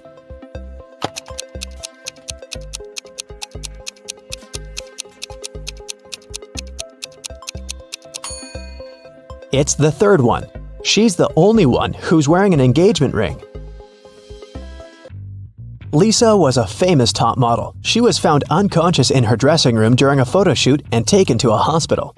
Doctors said she had a severe allergic reaction, but when Lisa came to her senses, she insisted she hadn't eaten anything all day. The model's manager was very concerned and interrogated everyone who'd been around. Lisa's stylist said that she had applied Lisa's makeup and indeed hadn't seen her eat anything. The cleaning lady said she had cleaned the dressing room with organic, non-allergenic products. Lisa's main rival, Nora, said that she'd been watching the shooting all day long. She hadn't noticed anything suspicious. Who's the culprit?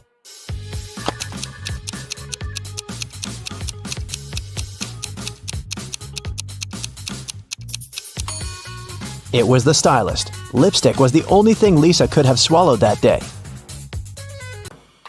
In the middle of the night, Dennis woke up because of a loud crash. One of the kids must have been out, but they know they aren't allowed to leave at night.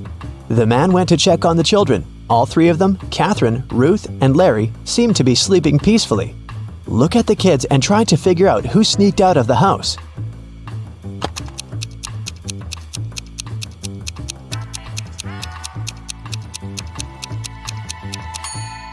It was Ruth. There's a dirty sneaker hidden behind the curtain and several pieces of French fries under her bed. Brenda was traveling by train. It was scorching hot in the carriage. The girl took off her gold bracelet decorated with diamonds and put it on the table in front of her. Several minutes later, the train entered a tunnel, and it got pitch dark. When the tunnel was left behind, there was no bracelet on the table. Brenda was shocked. "Someone's taken my bracelet!" There were just 3 other people in the compartment. Helen said she'd been sleeping. Rachel was reading a book on her phone, and Gregory had gone to the bathroom even before the train entered the tunnel. Who took the bracelet?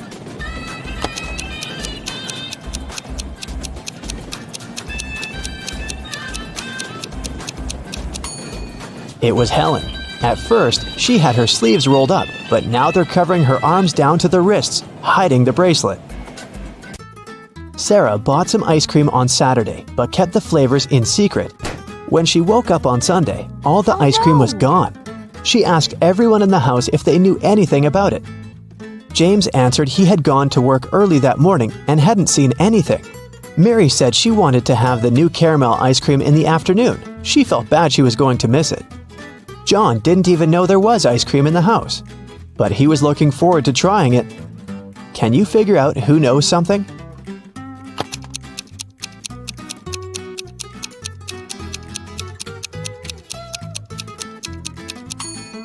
It's Mary. The ice cream flavors were a secret. She couldn't be sure there was a caramel taste among them. Can you tell who's a real mermaid here?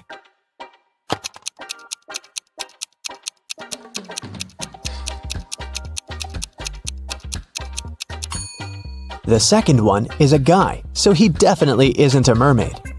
The girl on the right is chilling in the sun, and she's out of the water. Mermaids wouldn't do that because they dry out in the sun. So the real mermaid must be the one on the left. There were some thefts at the supermarket. There were 3 cases in total, in January, April, and June. The security camera recorded these videos. The security officer tried to have a closer look and suddenly noticed one detail. After that, the identity of the thief became clear. What did he notice?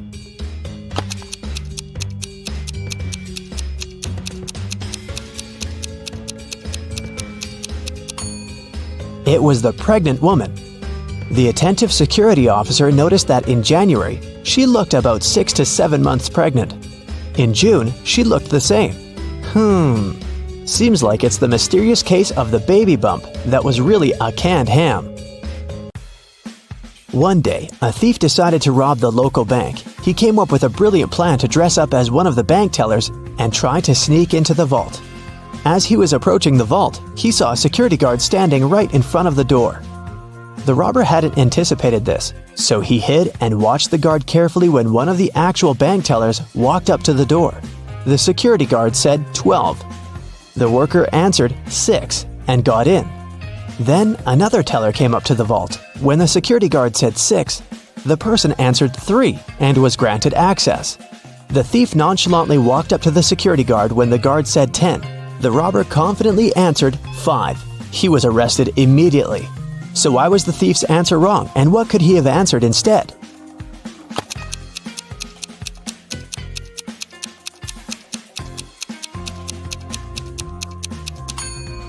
The response has to do with the number of letters. That's it for today. So hey, if you pacified your curiosity, then give the video a like and share it with your friends. Or if you want more, just click on these videos and stay on the bright side.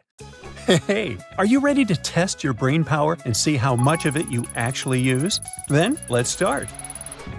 There once was an evil king who loved himself so much, he'd always carry a pocket mirror to admire his own reflection. He wanted to have the largest and the most expensive castle in the whole world. He made workers build it day and night without a break, so they decided to take revenge on him. Once the castle was ready, the king went in and found himself in a maze. There were 3 doors, and he had to pick one to get out. Behind the first door, there was a hungry monster that could take the life of anyone who looked at it. Behind the second door, there was a shaky bridge over a chasm that was easy to fall into. And the third door opened to a massive fire blocking the way. So, what should the king choose?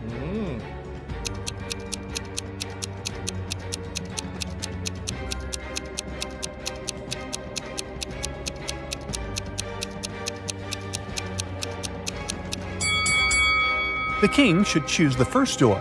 He can use that mirror he has to reflect the monster's gaze. Voila! The monster is gone, and the king can pass easily. Sandra has just moved into a new apartment, but she's in trouble already.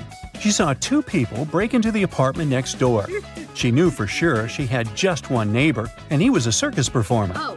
Sandra called the police, but since none of the men had a key or an ID on them, the police couldn't help much. They decided to figure out which of the men was lying. Can you help them?